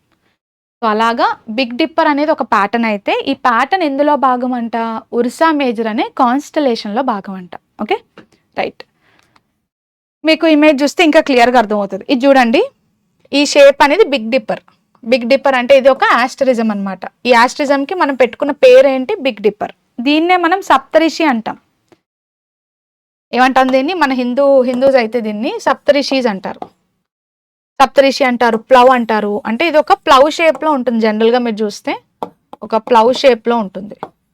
సో ఇంగ్లీష్ వాళ్ళు ప్లవ్ షేప్ అంటారు, మన ఇండియన్స్ ఏమో సప్తరిషి అంటారు. అంటే 7 నక్షత్రాలు కలిసి ఒక ప్యాటర్న్ని క్రియేట్ చేసాయి. ఆ ప్యాటర్న్ని ఇన్ఫార్మల్గా ఉంటే దాన్ని ఏమంటున్నాము, యాస్టరిజం అంటున్నాము. అదే అఫీషియల్గా రికగ్నైజ్ చేయబడితే దాన్ని ఏమనాలి, కాన్స్టలేషన్ అనాలి. సో ఎన్నో కాన్స్టలేషన్స్లో ఒక కాన్స్టలేషన్ పేరేంటి, ఉర్సా మేజర్. సో ఇక్కడ మీరు చూస్తున్నది టోటల్గా ఒక కాన్స్టలేషన్ అండి. ఇమేజ్లో మీరు చూస్తున్నది ఒక కాన్స్టలేషన్. ఇది అఫీషియల్గా రికగ్నైజ్ చేస్తారు. ఎవరు రికగ్నైజ్ చేస్తారండి, ఇంటర్నేషనల్ ఆస్ట్రనామికల్ యూనియన్ అనే సంస్థ రికగ్నైజ్ చేసింది. ఒకవేళ ఇన్ఫార్మల్గా ఉంటే ఆస్టరిజం అనాలి, మనం అఫీషియల్గా రికగ్నైజ్ చేస్తే కాన్స్టలేషన్ అనాలి. జస్ట్ ఒక ఇన్ఫార్మల్ ప్యాటర్న్ ఆస్ట్రిజం అంటాం. ఆస్ట్రిజంలో one of the famous Saptarishi, దాన్నే బిగ్ డిప్పర్ అంటాము. ఈ సప్తరిషి ఎందులో భాగం అంటే ఉర్సా మేజర్ అనే కాన్స్టలేషన్లో. సో ఉర్సా మేజర్ అనేది ఒక కాన్స్టలేషన్ పేరండి. సో ఈ కాన్స్టలేషన్లో మన ఆస్ట్రిజమ్స్ అనేవి వస్తూ ఉంటాయి. Okay right. సో ఇది ఒక లార్జ్ ఏరియాని కవర్ చేస్తుంది. కాన్స్టలేషన్ ఎప్పుడు కూడా ఒక పెద్ద ఏరియాని కవర్ చేస్తుంది. ఈ పెద్ద ఏరియాలో ఆస్ట్రిజం అనేది ఎప్పుడు ఒక భాగంగా ఉంటుంది. సో ఉర్సా మేజర్లో భాగం ఏంటి అంటే big dipper. What is the part of Ursa Major, big dipper is the part. So ఇది గుర్తుపెట్టుకోండి. Okay. Kumar Bhaskar Varma Setu is located in which state? ఏ రాష్ట్రంలో ఉందండి? సో కుమార్ భాస్కర్ వర్మ సేతు అనేది ఆబ్వియస్గా అస్సాంలో లొకేట్ అయి ఉంది కదా. ఎస్.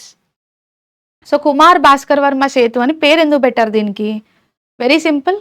కుమార్ భాస్కర్ వర్మ అస్సాంలో కామరూప రాజ్యానికి రాజు. కామరూప అనే డైనాసిటీ యొక్క రాజు అండి. కింగ్ ఎవరు? కుమార భాస్కర్ వర్మ. సో ఆ రాజు యొక్క పేరు మీద ఈ పర్టికులర్ బ్రిడ్జ్కి కుమార్ భాస్కర్ వర్మ సేతు అనే పేరు పెట్టుకోవడం జరిగిందండి. రాష్ట్రం అడిగారు కాబట్టి వెరీ సింపుల్, అస్సాంలో లొకేట్ అయి ఉందండి. సో ఇది మీరు చూడొచ్చు, ఇది ఒక 6 లేన్ బ్రిడ్జ్ అండి. ఇదొక 6 లేన్ బ్రిడ్జ్. అస్సాంలో ఏ నది మీద లొకేట్ అయి ఉంది? బ్రహ్మపుత్ర నది. ఏ రివర్ అండి? బ్రహ్మపుత్ర నది.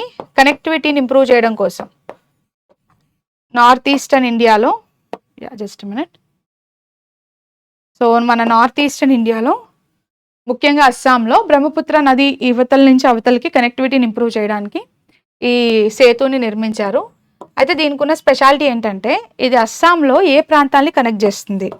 సో అస్సాంలో గువాహటి నుంచి, సో ఆల్రెడీ కరెంట్ అఫైర్స్లో చూసాం మనం, గువాహటి నుంచి నార్త్ గువాహటి,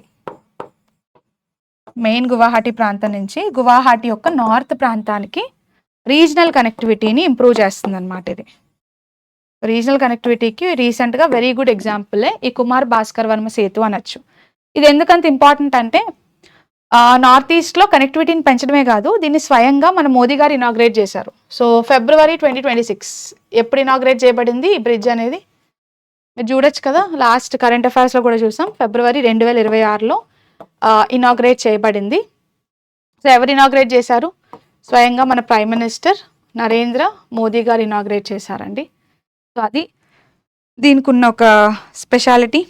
సో డెఫినెట్గా ఇది యాక్చువల్గా చాలా ఈజీ క్వశ్చన్. మీరు కాస్త కరెంట్ అఫైర్స్లో కొంచెం ఐడియా ఉన్నా సరే మీరు ఆన్సర్ చేయగలుగుతారు. సో ఇంకా ఎవరైనా కరెంట్ అఫైర్స్ని నెగ్లెక్ట్ చేస్తే please don't neglect it. So మనకి యూట్యూబ్లోనే ఎవ్రీ వీక్ మీకు ఫ్రీ లైవ్ క్లాస్ ప్రొవైడ్ చేయడం జరుగుతుంది. ఎవ్రీ డే అయితే మీకు బర్డెన్ అవుతుందండి, బట్ వీక్లీ వన్స్ అనేది అసలు బర్డెన్ కాదు. సో మీరు అది ఒక్కసారి కంప్లీట్ చేసుకోవడానికి ట్రై చేయండి. ఇయర్లీ మ్యాగజైన్ మీకు ఈజీ అయిపోతుంది. సో ఇది కూడా మనం కవర్ చేసుకున్నాం. కొన్ని మనకి జస్ట్ తెలిసినా సరే ఆన్సర్ చేయగలుగుతామండి. So at least February month current affairs complete చేసేసుకోండి. ఓకే, మార్చ్ కూడా మీకు ఈ వీక్లో జరిగిపోతుంది. Magadha Mahajanapada was surrounded by which rivers? So Magadha అనే మహాజానపద ఏ నదుల మధ్యలో ఉంది? So it was surrounded by Ganga and Son నది. సో యాక్చువల్గా 3 నదులండి. సో ఈ మగధాని సరౌండ్ చేసేవి. ఇవి న్యాచురల్ బ్యారియర్స్ ఫామ్ చేస్తున్నాయి. గంగా నది, సోన్ నది, అలాగే గంధక్. సోన్ అలాగే గంధక్ నది. సో గంగాకి గంధక్ అనేది లెఫ్ట్ బ్యాంక్ ట్రిబ్యూటరీ, గంగాకి సోన్ అనేది right bank tributary. So Magadha ఎందుకంత ఇంపార్టెంట్ అంటే మనకి 16 మహాజనపదాస్ ఉన్నాయి. ఈ 16లో మోస్ట్ పవర్ఫుల్ అన్నప్పుడు ఏమని చెప్తామండి? Magadha. So Magadha most powerful మహాజనపదాగా ఎమర్జ్ అవ్వడానికి మెయిన్ రీజన్ ఏంటంటే ఈ నదులు అలాగే ఐరన్ ఓర్ డిపాజిట్స్ అండి. మగధ యొక్క లొకేషన్, మగధ జాగ్రఫీ అనేది చాలా స్ట్రాంగ్ జాగ్రఫీ. ఎందుకు స్ట్రాంగ్ జాగ్రఫీ అంటే దీనికి నదులు అనేవి ఒక న్యాచురల్ బ్యారియర్స్ లాగా, అంటే న్యాచురల్గా సెక్యూరిటీ ప్రొవైడర్స్ లాగా పనిచేస్తున్నాయి. ఇంకొక వైపు ఏంటంటే ఎప్పుడైతే ఇలా నదులు ఉంటాయో ఫర్టిలిటీ ఎక్కువ ఉంటుంది కదా. సో అగ్రికల్చర్ పరంగా మంచి అగ్రికల్చర్ ప్రాబబిలిటీ ఉన్న ప్రాంతం, ఫర్టిలిటీ ఉంటుంది కాబట్టి. ఇంకొక వైపు ఏమో ఈ నదులు అనేవి ఒక సెక్యూరిటీ బార్డర్స్ లాగా పనిచేస్తూ ఉన్నాయి, న్యాచురల్ సెక్యూరిటీ ప్రొవైడ్ చేస్తున్నాయి. And iron ore deposits. So ఏ రాజ్యంలో అయినా సరే వాటర్ మినరల్స్ బాగున్నాయంటే ఆటోమేటిక్గా రాజ్యం వెపన్స్ని బాగా డెవలప్ చేసుకోగలుగుతుంది. సో వెపనరీకి చాలా ఇంపార్టెంట్ రోల్ ప్లే చేసింది ఐరన్ ఓర్ డిపాజిట్స్. సో అందుకనే మగధ అంత పవర్ఫుల్గా ఎమర్జ్ అయింది, జాగ్రఫికల్ లొకేషన్ అని చెప్తాం. సో మోస్ట్ పవర్ఫుల్ అవ్వడానికి రీజన్ 3 నదులండి. సోన్ అనేది రైట్ బ్యాంక్ ట్రిబ్యూటరీ గంగా నదికి, గంధక్ అనేది లెఫ్ట్ బ్యాంక్ ట్రిబ్యూటరీ గంగా నదికి. 3 కలిసి మగధాని ప్రొటెక్ట్ చేశాయి. సో మగధ ఎక్కడ ఉంది అంటే ప్రెసెంట్ బీహార్ కదా. సో బీహార్ అని చెప్తాం. సో మగధ అనే ప్రాంతాన్ని ఎన్నో ఇంపార్టెంట్ సామ్రాజ్యాలు రూల్ చేశాయి.